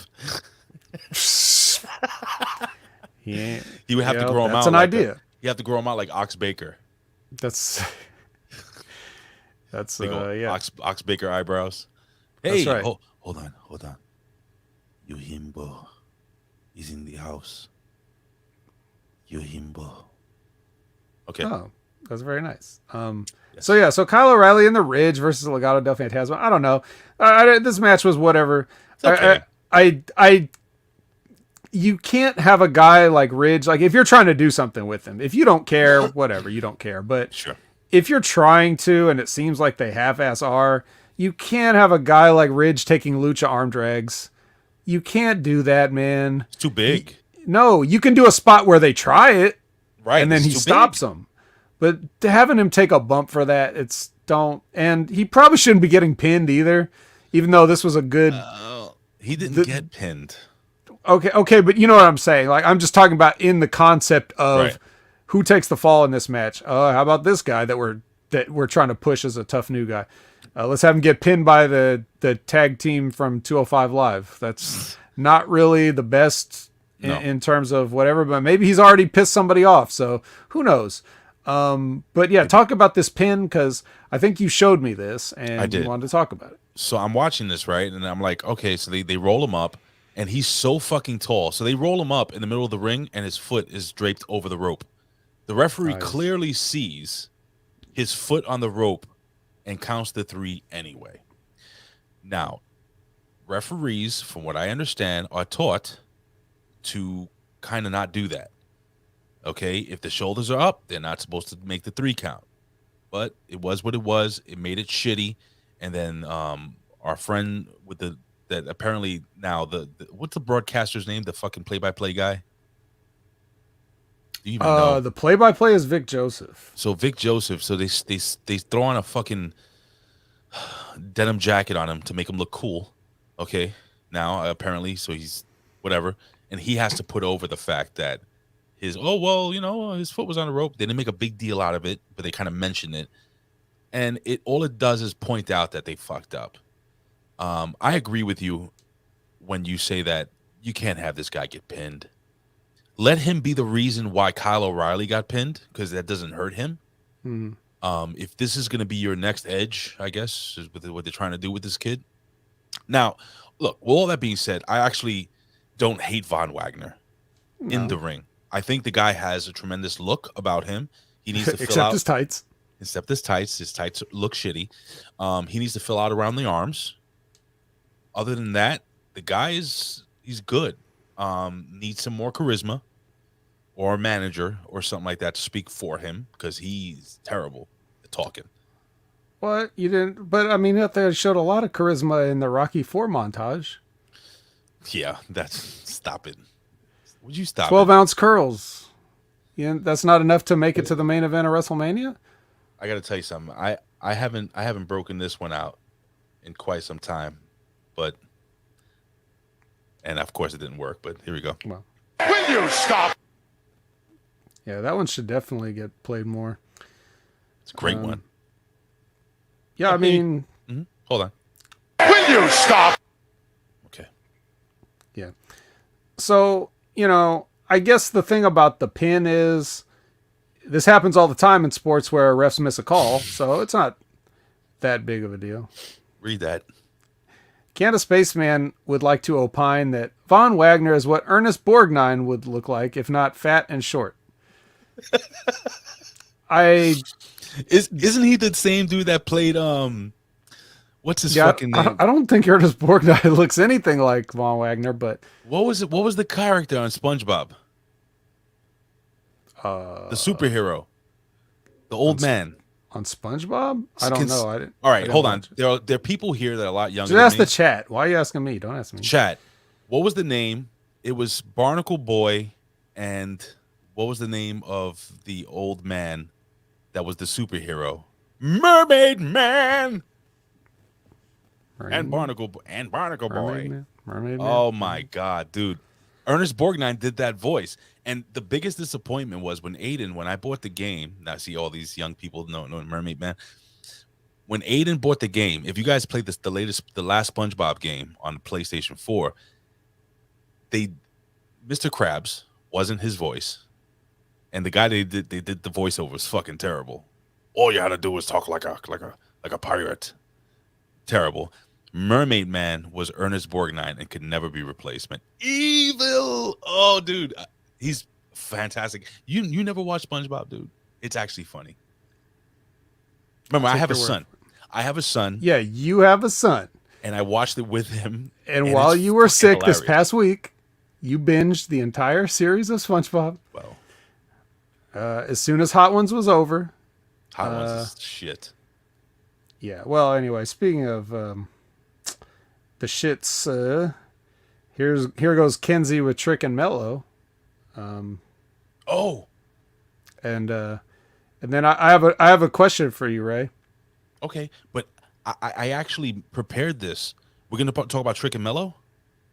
Well, yeah, but okay, here we go. Whenever Trick and Mello come on, I will play this.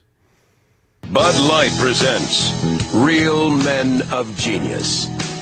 Real Men of Genius. Today we salute you, Mr. Gangster Rapper Posse Member.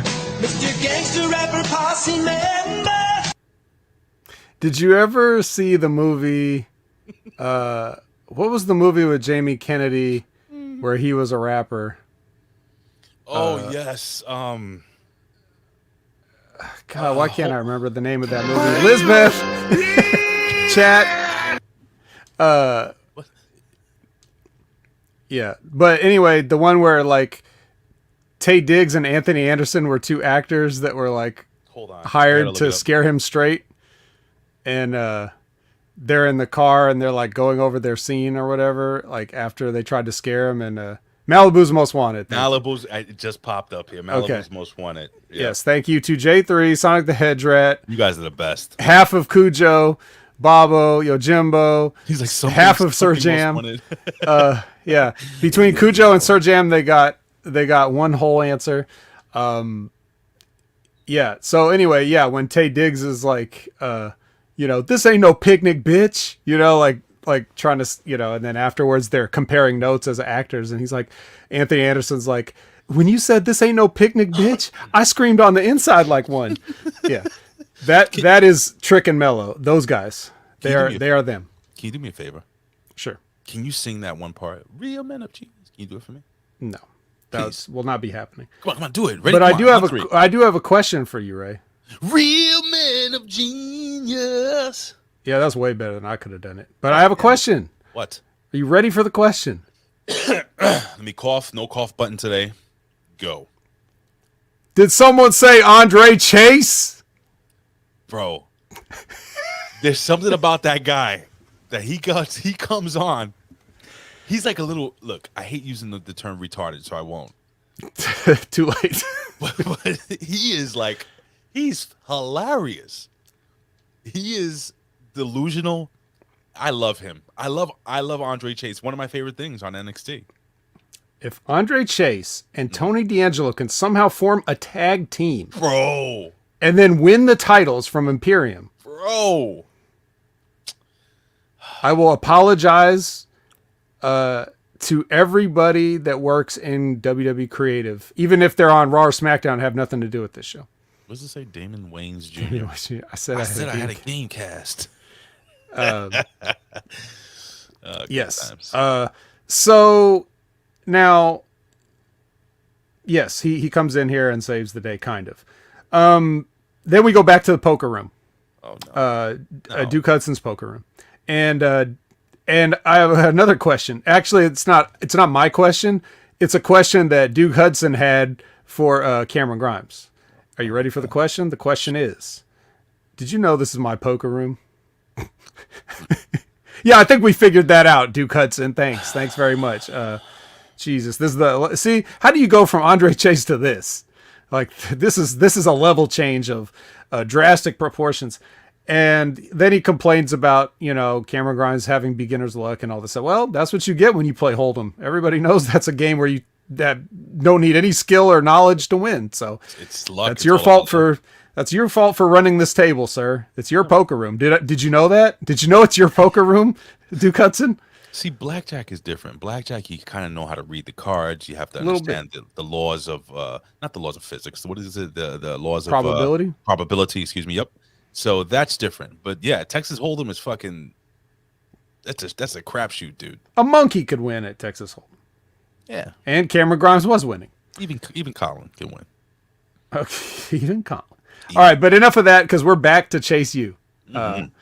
Thankfully, we didn't take too long of a break from Andre Chase, and he says that Chase U's handing out a PhD and getting your ass kicked, and then Rick Steiner Jr. applies to Chase U, and I guess he passes the fans Dean's List. The fans are crazy about Chase U. Yeah, they love it. But they love Steiner Jr. too, even though he's also being crammed down people's throats. They don't seem to reject it as much as some people. I got to tell you, when he won that match and he got on the microphone, and when he got off the microphone, I said, I believe every fucking word that kid said. Mm-hmm. You're talking about Andre Chase again, right? Yeah. No, I'm talking about Braun Breaker. I'm sorry, Rick Steiner Jr. Yeah, him too. That kid, he's everything. He did everything I think a wrestling promo. It's everything a wrestling promo should be. Direct, straight to the point. I'm going to, I lost. I fucked up. I don't like losing. And I'm going to take that. I'm going to kick your ass eventually. And that was it. That's all he needed to do, bro. Looked in the camera, threw the mic down, done. He didn't fucking dance. He didn't say, I know I'm cute. I know I'm sexy. Nope. None of that shit. That kid has got it, man. Don't worry, that's coming next. Is he green? Is he still green? Well, jury's out. Is he right? Jury's out. Is he wrapped in cellophane and put in the microwave overnight? Is he still wet behind the ears? Breath still smelling like Similac? A little bit. No, again, too early to tell for sure, but obviously a little bit. My only advice to him is lift your arms when you tan. Oh, I didn't pay attention to that. That's funny. Okay. Yeah. But you know what I mean when I say that, right? Yes, you get the crease. and then the fucking white spot that goes like kind of underneath the pec. Yes, sir. Okay. Got big arms. Maybe he fell asleep. Oh, it was, it happens. Okay. What's next? Imperium? No. Yes. They get sexually harassed by yes, they did. Toxic Attraction. Yeah, Joe so Gacy. That's 2 sexual harassments on this show. Joe Gacy will be involved. And they got sexually harassed and they got subtitles again. So, yeah. Hey. Yeah. You got Lashing Out with Lash Legend. Ooh. I could have played that sound clip, but you said no. I could only play one. If I could only choose one, I would have rather that been the only one. But instead, we had to listen to Joe Gacy's promo again. That's all right. You sure? Life is give and take, I mean, I have it here. Oh, no, we don't need it. You sure? Well, do you have is the clip of Tony? It's the clip of the segment. It's like a minute long, I think.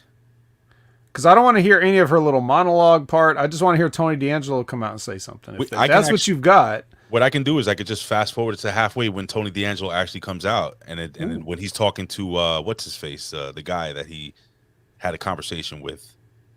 Okay. All right, let's do that. So we're gonna fast forward here. Okay, this is so just introduce the segment here while I fast forward this. Here we go. All right, thanks. Good job. Here we go. Well, you're in for a surprise because we have Mark in the studio today. Oh! Yes! Give it up, Oh, come on, man. Get your ass out here, Mark. Take a seat. There you go. Look at him. Mark has a fucking There he sling. is. Look, he's so cute when he's nervous. He's got the butterflies because he's on TV. Why don't you say hi to everybody at home, huh? Say hi to your gorgeous wife, Laurie. Name's the Go wife. ahead. Say hi. Hi, babe. This guy at last. This guy's got it made, let me tell you. He's got the big, beautiful house with the big old trees and the Describing tire where he swing in lives. the front. You 2 boys, they must be so proud, huh? Georgie, Baker, your dad's on TV. Say hi to him. Say hi to your boys. Say hi. Say hi. Hi, boys. See what I tell you. Tell Lash everything's all right. Lash, it's fine. Nothing happened. Hey, nothing happened, all right? Good. Now take a walk. Thanks, buddy. I think we could leave it like that. That was. Please, you tell me. I think that's just the least that we deserve when we sit through the majority of the show, and then we can get just like these, like it's like we're begging for crumbs. Like, please, we're like Oliver Twist. Please, sir, may I have some more? Like, we just want a little gruel. It's not like we're asking a lot, just a little gruel. And we get a little Andre Chase and a little Tony D'Angelo, and it just tastes so good, even though it's still basically gruel. Oh, that's funny. It's a little gruel. Yeah, I'm glad we did get it. But that was good, man. That was a piece. That was like, when you're sifting through the sand and you finally find that little gold nugget after days. That little one piece of gold nugget. That's what it was. Yeah. This is good. Now, Media has a comment here, and he would know because some people say he's a hitman. Is it this one? It's this one. Tony is trying too hard, trying to be mob-esque, which I will kind of agree with you. I do agree with you. Only thing is, like, I'm comparing it to how he was when he started, when it was just like the most generic, like unflavored, unflavored non-dairy, almond milk, whatever, like flavorless thing that he's doing with a hat on. And now at least he's kind of like a little bit trying to be Joe Pesci from Casino / Goodfellas type, just like he's getting there. As long as you're stepping forward in the right direction, like I'm gonna, put you over and say, hey, good job. You're not regressing. So that's basically how do I know about the hit? Hey, I hear things. Okay. Anyways, I'll take it, man. Just a little bit each week. It's getting a little bit better. You listen to those generic promos back from the vignettes, right, Ray? Yes. Like, yep. They were just very, very generic. Like, who the fuck came up with this shit? And he didn't sound confident delivering them either. Nope. But here, he seemed like pretty natural. So, yeah, is he trying a little too hard? Maybe. Is it better than not trying at all? Yes, I'll take it. Yeah, I'll take it too. And I think just little things, man. Just like the way he, the inflection of his voice did a lot for me. It's like, hey, say hello to your kids. Say hello to your kids. Yeah. Right there, that dip in inflection went from, hey, he's funny to, oh shit. Right. He And knows his name. a lot of wrestlers would have overacted that. You know, you want to talk about trying too hard, Dakota Kai. In fairness, somebody could be coaching Dakota Kai, and maybe that's why it's not coming off so good. Like maybe they're trying to produce her, and that's what they're coming up with.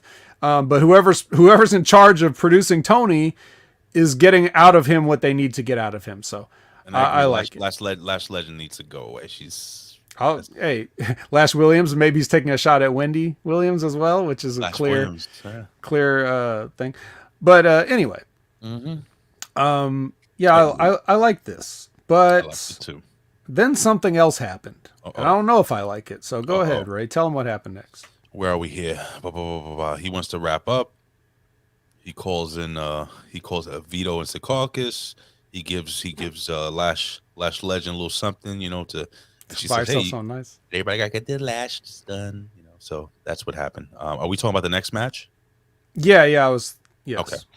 So we get Solo Sikoa versus some tall deli worker, and that poor guy looked to be like a deer in the headlights. He's huge, Jeet Rama, but he gets beat quickly, and I got to tell you that splash off the top rope was a thing of beauty by Solo Sikoa. There's nothing bad I have to say about this match. What do you got to say? That splash was from the streets. That was beautiful, though, dude. When he's fighting in the streets like that, he climbs up on the street light and jumps off them on with the. After he punches the street light out, then he does a splash off of it. He swings off the sneakers that are hanging from the street light. No. Yes. It was a telephone wire back when those existed. Damn right. So let me ask you a question, Ray. Sure, man. And anybody here that's a fan of The Simpsons, do you know the episode with Poochie in it? Poochie. Remember Poochie? Remind me. Well, it was Itchy and Scratchy and Poochie. Like Homer got to be the voice of a new character on Itchy and Scratchy. The rapping dog. Yeah, he was like the extreme dog, right? Dog.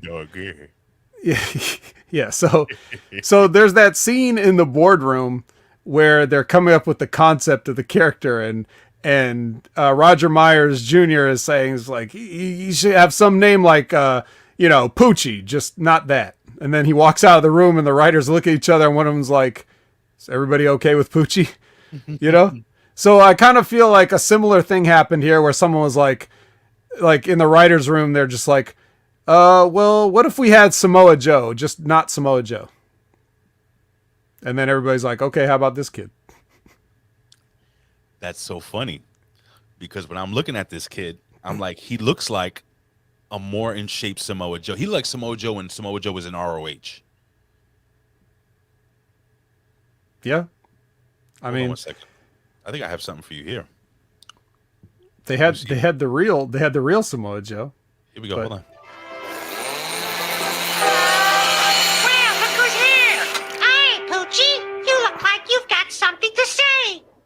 Yes, I certainly do. I have to go now. My planet needs me. Look at the chat. Wow, Poochie came from another planet?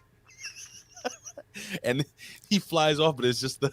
Yeah, they just take the animation cell and drag it up the screen. Look at the chat here. Look at Cujo's comment. Look at Sonic's comment. They know. Where? Let me see. They already called it before he even said it. It needs to be. Good job, guys. That's awesome. Yeah, but next looks like what? Speaking of pooches, Tony Sirico played the new dog on Family Guy for a new episode. That's true. Okay, I had no reason to doubt it. That's the dog that came in for a couple of episodes when Brian died. Oh yeah, that happened. I forgot. Well, I don't watch the show, so that didn't work, by the way. I don't imagine it did. But here's something else that didn't really work. Boa is on his own now versus the boxing kid. But before we get to that match, we get a hillbilly barbecue. Now tell me, you could do a whole show on this vignette alone with me. Like you and I could do a part 2 NXT review, and we could just talk about this vignette for another 2 hours. Like how ridiculous it is. That was dumb. Yeah. And by the way, nobody cooks the steak all the way through. Stop it. Fucking cook the steak. What are you, fucking Dominican? I mean, every Dominican I know cooks their meat like well done. You don't cook a steak on a grill well done. Poorly done. Jesus Christ. It's got to have a little, juice in it anyway. But yeah, so you got Grayson Waller, who actually showed a little boxing. He's now doing the little head movements. Yeah, I saw maybe 3 punches in this match. That is exactly how many punches he threw in this. He threw 2 to the body and 1 to the head. And he actually did the bob and weave gimmick.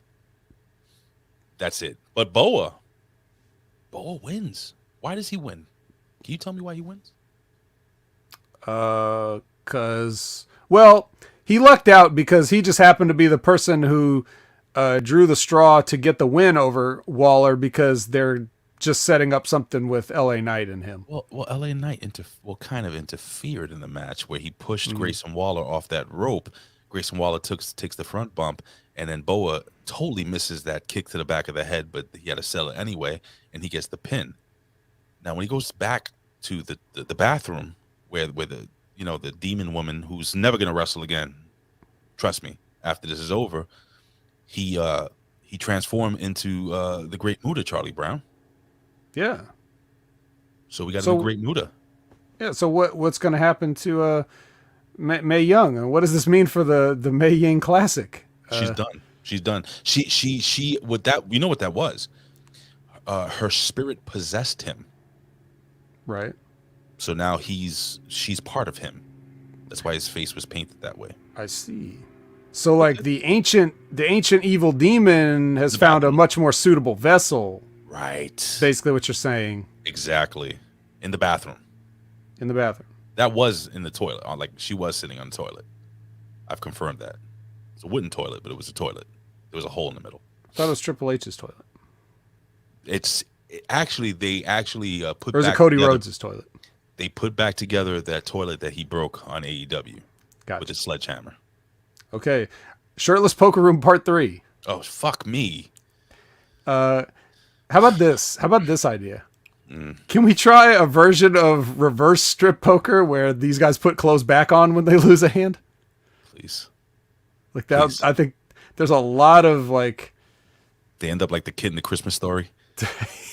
He can't put Ralphie can't put his arms down. Can't even move his arms. Yeah. I'm gonna watch that this year again, of course. Of course, you're gonna watch it all day that day. All fucking day. It just. Did I say Ralphie? It wasn't Ralphie. What's his brother's name? Fucking Joey. Chat. Chat. What's Ralphie's brother's name that can't put his arms down in the snowsuit? Christmas Story. Please. Yeah. Ray, wait, hold on. Ray, you have a wife. What does that have to do with anything? My God, he's got a family. Randy. God damn it. I love the chat. This is why we do this live. Randy. Favorite scene in the movie. Kaylee Randy. Favorite scene in the movie. Quick. Favorite scene in the movie?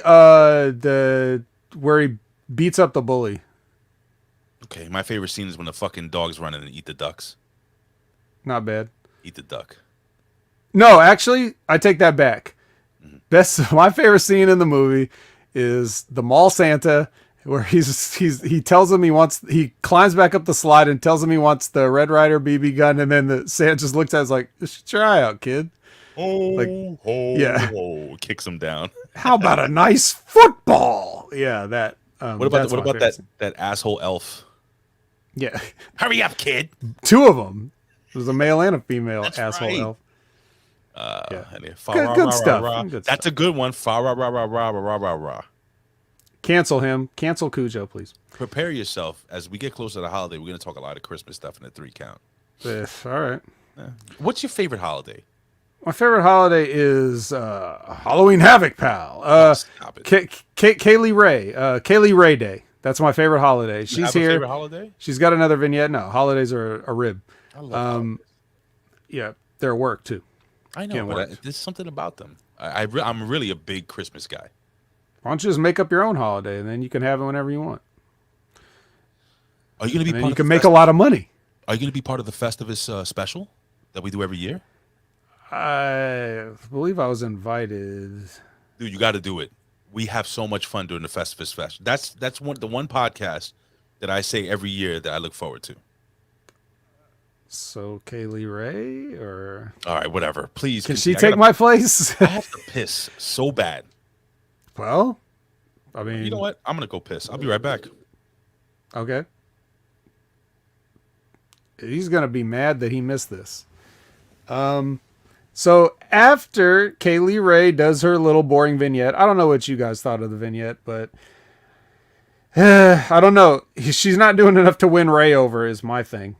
Then we get the Boa turning into Mei Ying after that. And now we're at the Ciampa in-ring promo, which is interrupted by Trick and Mello, which if Ray were here, he could play the Real American Heroes thing again. Yeah, this was like, I don't know, as expected with these characters. This is so corny to me, like Tommaso Ciampa actually says if you're feeling froggy jump line. Like, does anybody think that's cool? Did anybody think it was ever cool? Did the first person that ever said it, did that get a pop like however long ago that was? It just doesn't sound like something a cool person would say. But maybe that's why Ciampa said it, because he's only playing cool. This is also twice in 2 weeks that Trick and or Mello has been struck in the face by a short guy and done absolutely nothing about it. So I guess in a way, he's living up to the name Trick, because that's kind of, that fits the bill. Maybe if we could bring Mike Epps and some baby powder in here, we could continue this storyline. But then this goes right into the match with the Dairy Kings. And at some point in this match, the crowd started chanting, "This is awesome." Which, what a low bar we've set that this match got a "This is awesome" chant. I don't know what to say. Like, what can you say? And that will conclude our Next Level Wrestling review. So, Big Ray, tell the people where they can find you on social media. What did I miss? Basically, you just missed. I was talking about the promo with Trick and Mello and Ciampa, where he said the froggy thing, and then he, this is the second week where Trick got slapped by a short man, and he's really living up to his name as Trick. I have a problem. Ray's got a problem. So I took a leak. I ran downstairs. There's no package outside. So I don't know if somebody took it. Where'd you order the package from? Amazon. Okay, just tell them that your package never arrived. They'll take care of it. All right, I literally ran down 3 flights. Even if somebody stole it, just tell them that your package never arrived, because that's the truth. And, they'll take care of it. Okay. All right, so Trick Williams, he did what? Well, he got this is the second week in a row he got hit by a short guy in the face and didn't do anything. Are we talking about the match? I'm talking about the promo. Oh. When Ciampa punches him and he just sits there not doing anything, and then Mello gets in Ciampa's face and doesn't do anything. He's a biatch, that's why. Yeah. He's a biatch. He's a Trick. Yeah, well, that's my point. For the third time, I'm going to make the joke that he got slapped like a Trick. Now it's not funny anymore. You know what, Sir Jam? The Dominican swerved you. Where is it? I don't think it's out there. I think maybe she got a notation saying that it got delivered. Nobody steals packages in this neighborhood. Plus, we got cameras like right there in front of the freaking. Ain't nobody gonna check those cameras. Oh yes, trust me. My landlord knows who's coming in and out all the time. So this match now, and I was saying how they started chanting "This is awesome" and what a low bar we've set. Yeah, unfortunately, they're chanting "This is awesome" for this. It's like this whole thing is corny. Like, beyond everything else that's leading up to this, just looking at this match, it's like you stole my belt and made me go through a haunted house like a child at some carnival or something. Well, I'm going to shove you and then I'm going to put you in a headlock. Like that's, what is this? Am I supposed to take any of this seriously? No. But one thing I did take serious, and I forgot what exactly the move was, where Carmelo decided to drop himself on his own head.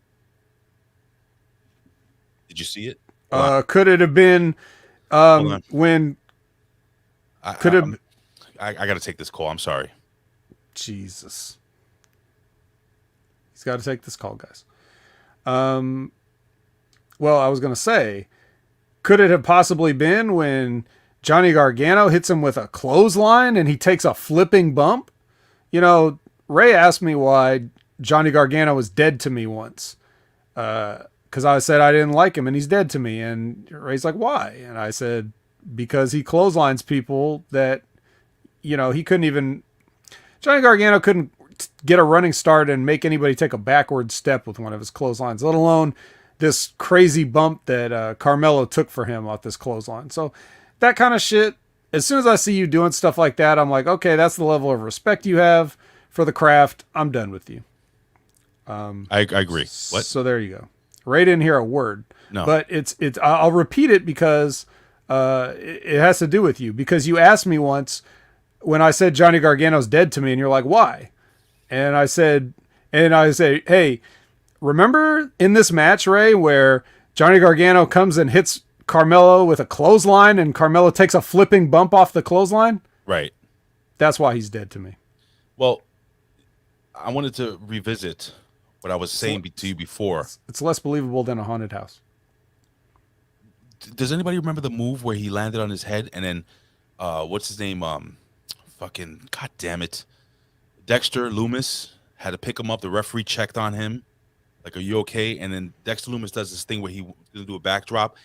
He flips and just lands on his back because his equilibrium is all totally thrown off from that fucking bump he took. That's right. And he tags right after that? Right. He was fucked up. I don't know. It wasn't a DDT. It was... There's no basic move in wrestling if you don't take it right. But was it possibly that clothesline that he did a flipping bump on? That was it. And he landed on his fucking head. Well, that's what he gets. You want to take a bump off a guy that's, smaller than your lunch that day, then, I don't have any sympathy for you. It's like, I don't know, man. I walked away from this, and these guys, like, I know people probably think, they hear me come on here and they say these things, and they probably think I have some level of bitterness. I'm not bitter that these guys get to be a wrestler and I don't, because I walked away.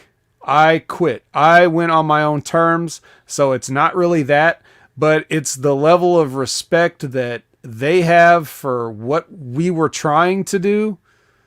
That's what makes it so disappointing to watch this shit. Like, Johnny Gargano should never even suggest, like, hey, I'm going to hit you with a clothesline right here, and then we'll do a double down. Like, that shouldn't even, like, why would you do that? And he's not even like, this isn't even like a Braun Strowman-sized person, but it doesn't matter. Like, Johnny Gargano is not a big guy, and Melo's still way bigger than him.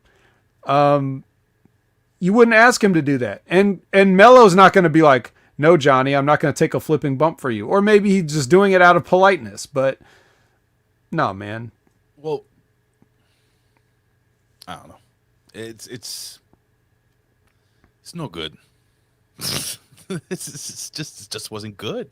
Yeah, even take that out of the match. You just had a corny ass match with that's built. The build up was a fucking haunted house.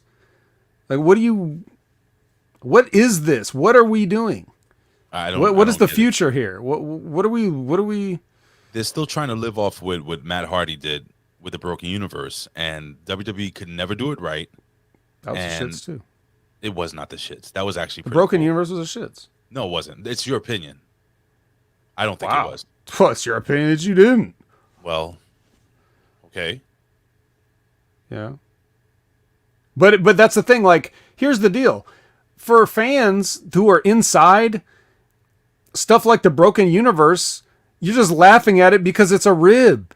Mm-hmm. For people that were trying to make this something that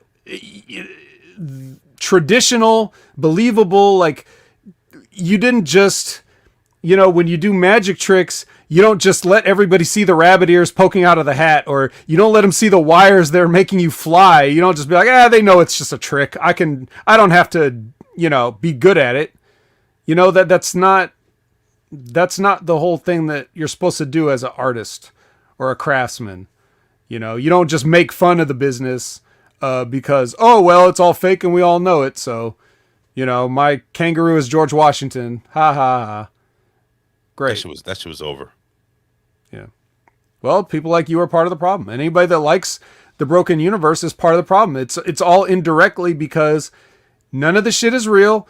We're all just laughing at it. We just want entertainment, sports entertainment. We're entertained. I want to be entertained.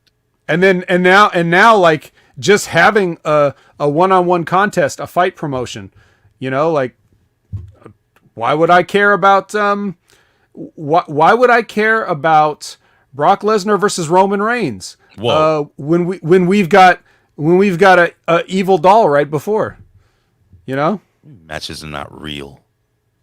What does that mean? Frank's pickle barras. They're not real. They're not real, Ray. Listen, but you can't. But that's what I'm saying. You can't have that wide of a gulf where you got people teleporting on one thing.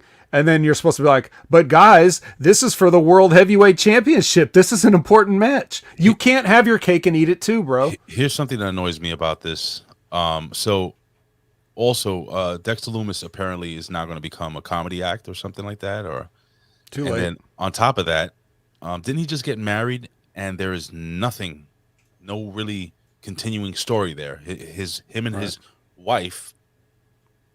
Yeah, was Indy on this show? No. Right. So I don't understand what they're doing. Listen, this show was it was not good. And like you said before, we're looking for crumbs. And the crumbs are delicious. The little crumbs that we eat. But it's not enough to fill us up and to really, I'm hoping next week is a lot better.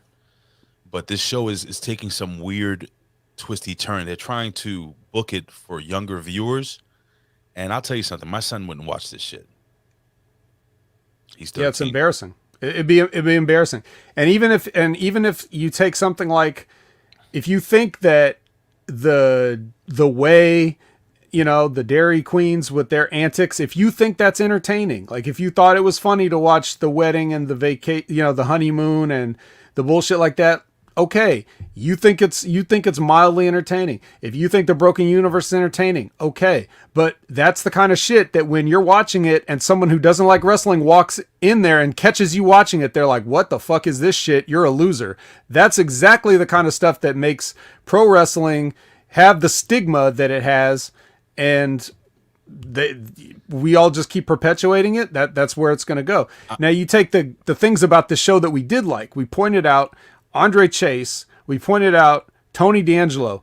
Why do we like those things? We have our own reasons of why we like them, but if you look at them, they're both wrestlers that are just having a certain attitude or character, but they are wrestlers. Like Tony D'Angelo, literally a wrestler, University of Buffalo amateur collegiate wrestler. So he's an athlete, but he also acts like an Italian douchebag. Fine. Andre Chase, a wrestler, but he thinks he's some kind of college sports coach. He could be out of his mind, but nothing he's doing is impossible, right? Where do you draw the line, though? Like back in the day when we watched the Von Erichs and the Freebirds going at it, and then the Freebirds had to go to their ranch and milk cows and clean up cow shit. Yeah. Like, is that okay? Because right now, like we had Mike Martin, right? He says, what about suspending disbelief? And I think the suspension of disbelief comes where, and tell me if I'm wrong here, pro wrestling, yeah, you can have your storylines and some things are going to be out of the ordinary and crazy and whatever, but the suspension of disbelief is for, I think, the match itself. You have to believe that these two people are really trying to kill each other in the ring.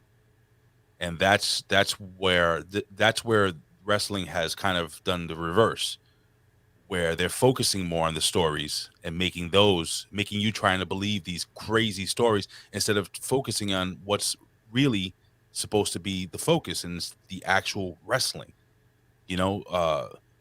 Am I wrong here, or do you get what I'm saying? I don't know if I'm trying to word it right. No, I think I get what you're saying, but whatever universe you've created, like you have to have it make sense in that universe. And with entertainment, you have a broad range of different TV shows and movies and stuff that you can create all kinds of fantastic scenarios. The thing about professional wrestling is it's supposed to be like a line blurred between what's real and what's not. So the stuff that you see in wrestling is supposed to theoretically be able to happen, right? Now, take what you described as the Von Erichsen or Freebirds. Now, if you see those guys working on the farm, okay, you get a slice of their other life outside of the ring, but what does that do any harm to them having matches with the Freebirds just because it showed them like doing, what they do in their off time? No, it just gives you a little extra glimpse into their real life. That's what they probably do, right? Mm-hmm. Now let's take a broken universe or whatever. Now let's apply that to something even that we know is fake, like a movie. Let's say Rocky IV. Now, if Ivan Drago teleports behind Rocky while he's carrying a log in the snow, what are you going to think about that boxing match at the end? You're going to be like, this is bullshit. You know what I mean? Why doesn't Drago just teleport? You're not, you know what I mean? Like, you've ruined your own, internal logic for what you're trying to pull off. So I get it. What can you do to fix this, man? You can't really. I mean, it's too late. You can't put the toothpaste back in the tube, but going back, but you can offer your own product, and you could, like for the WWE, they're never, not only would they not, but they wouldn't even know how to, even if they wanted to. If they wanted to take it back to basics, they wouldn't know how. They're too far gone. You can't help them, and everybody else is too small, to try to make that big of an industry leading impact, right? No pun intended. Look, I think Frank's Picklebar Vet watches New Japan Pro Wrestling. We got to give him some slack. Yeah. All you motherfuckers that can talk shit about New Japan Pro Wrestling, all you want, go ahead, talk shit about it. You don't watch it. I watch everything you guys watch. You don't watch what I watch. So when I say New Japan Pro Wrestling is the only company that has integrity of what we were trying to do as professional wrestlers, and you just laugh at it, well, that shows where you're at. Sorry, there's one company doing it right. Ooh. Sick burn, yo. But no, if you want to watch, if you want to watch haunted houses and fucking shit like that, and keep doing that. They can't listen. They can't. You're right. You can't put. Let's just laugh at New Japan Pro Wrestling because Meltzer likes it. 7 stars. Yeah, sorry, all right. Sorry doesn't break. What is it? Sorry doesn't fix the broken lamp. Nope. Can't. There's nothing else we can do about this, ladies and gentlemen. But one thing we can do is we can start playing that outro music. Which is probably the best part of this podcast. I wouldn't say that. All right. Listen, Vet. It was not an enjoyable NXT. I did enjoy the 3 count a lot more than reviewing this show. And again, I mean, my hopes are high. Maybe next week will be better. I just don't see how. Next week will be better because New Japan Pro Wrestling is putting on Power Struggle November 6th. So you guys can look forward to a real professional wrestling show. Do you have any people speaking English? Or at least English? Yes. Okay, cool. Well, where can they find you, Vet, for the people that are just joining us for the first time? You can follow me on social medias at Opinion Haver. And you can type Opinion Haver into Google and see the different things that come up. You might see a Twitch channel. You might see a YouTube channel. All those are probably me. And if they're not me, you'll quickly realize that's not me because it won't be anything like what I would be doing. So you can go there. You can also catch me on the Impact Attack, which is definitely a companion piece to this show. And again, like I said, you don't have to watch Impact or like Impact to enjoy the Impact Attack. Just ask Canada Spaceman, he knows. But we try to have a good time over there. And you never know when a Big Ray might pop in, or a French Spider-Man. And if you don't get that reference, that means you need to watch the Impact Attack. So we usually go live on late Monday nights or early Tuesday mornings. I apologize for that, but you could always catch the VOD later. It's worth it. Then let's see what else I do. I did the Rad Rob RTW Rewind recently. We're not going to talk about that. No, we're going to talk about it because you can see me there. And then speaking of New Japan Pro Wrestling, I did the latest episode Destino with Jargo, so you can hear us talk about the G1. I know you guys aren't going to do that, but you might check out the Rad Rob show and the Impact Tech. Those would be fun shows that you guys would like. And you never know where I'm going to show up. So keep your eyes peeled for the HMG channel. All right, very cool. And listen, guys, you can find me on social media as well at Raymond Big Ray Hernandez on Facebook, and you see down here, if you guys are watching on video, is at Big Ray Hernandez, and you also see at Opinion Haver 2.0.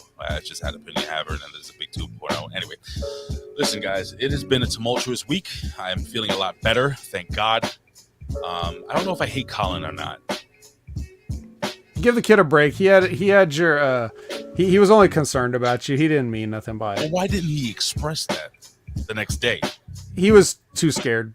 Scared of what? What am I gonna do? Fucking swing my arm and hit him for fucking North Carolina? He believed you would. So, and just a quick shout out to Media again for he listened to Destino. Thanks, Media. Of course. Hey, I want to give a shout out to the Man Beast, Ted McNailer, who is in the hospital. Recovering from a little bit of a car accident. So hopefully you get better out there, Man Beast. And him and his wife celebrated their anniversary while he was laid up in bed. And it was a cute picture of them. She was holding up a cup. And I left a comment how she strategically... oh, wait. Hold on. What is this? Hold on. Wait a second. Hold on. Hello? Hello? I don't know how to patch this in. Hello? You should. You got it hooked up to your Roadcaster? Yeah. Colin, what are you doing? We're trying to sign off here. Well, I was just calling because I'm tired of you throwing me under the bus for things that I didn't do, sir. What? Are you just going to hang out with the vet today while I'm at work? You're not at work. You're home. No, I'm at work. I'm delivering pizzas right now.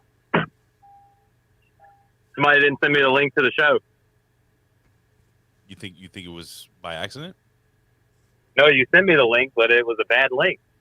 Might have been last week's link. That's terrible. Isn't it? Why would you do that to me? You know what's terrible? What's up, vet? No. Hey, vet. Hi, Colin. Hi. You know what's terrible? The fact that you could have texted me. Hey, Ray, you want to jump on the show? No, you straight call me. Yeah, you got to cold call motherfuckers, bro. You can't just give them the option. Vet, you got to cold.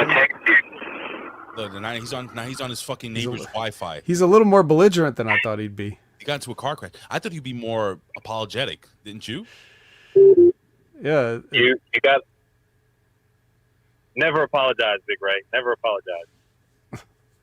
Well, Colin, you can. What are those things? Those rolls that with the sausage and shit. What are they called? Pigs in a blanket? No, the ones that you sell in the pizza shop, you asshole. Calzone? Yeah. Trombolis? No, the calzone. You can shove one up your ass. No, those. Do I need to polish it and turn it sideways? Vet, I'm gonna hit this music one more time. No, that's the wrong fucking music. God damn you, Colin. See, the people of Next Level, they missed me. They wanted some Colin today. But you said you weren't working. No, I said I am working today. Colin. One day only.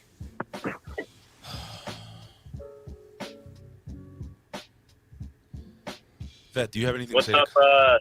What's What's up, Canada Spaceman? What's up, Tyler the Head No, Rat? don't stop it. I'm gonna hang What's up up, on you. What's up, kids? What's up, Gammy?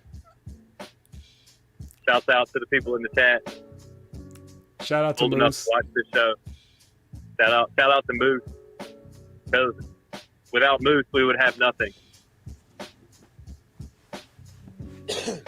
For the people listening on the podcast, we're gonna go off to a song that of my choosing this week, and I just want to. It's an ode to the president of the United States right now. This song is "Let's Go, Brandon."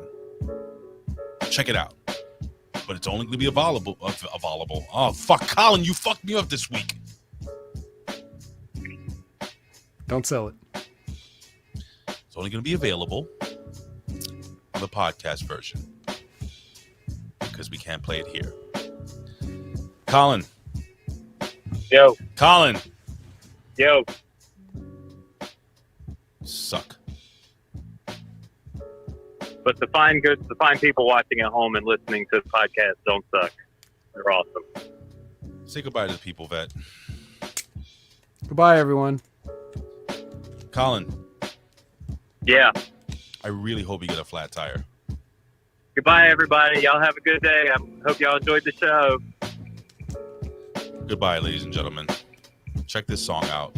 It's fantastic.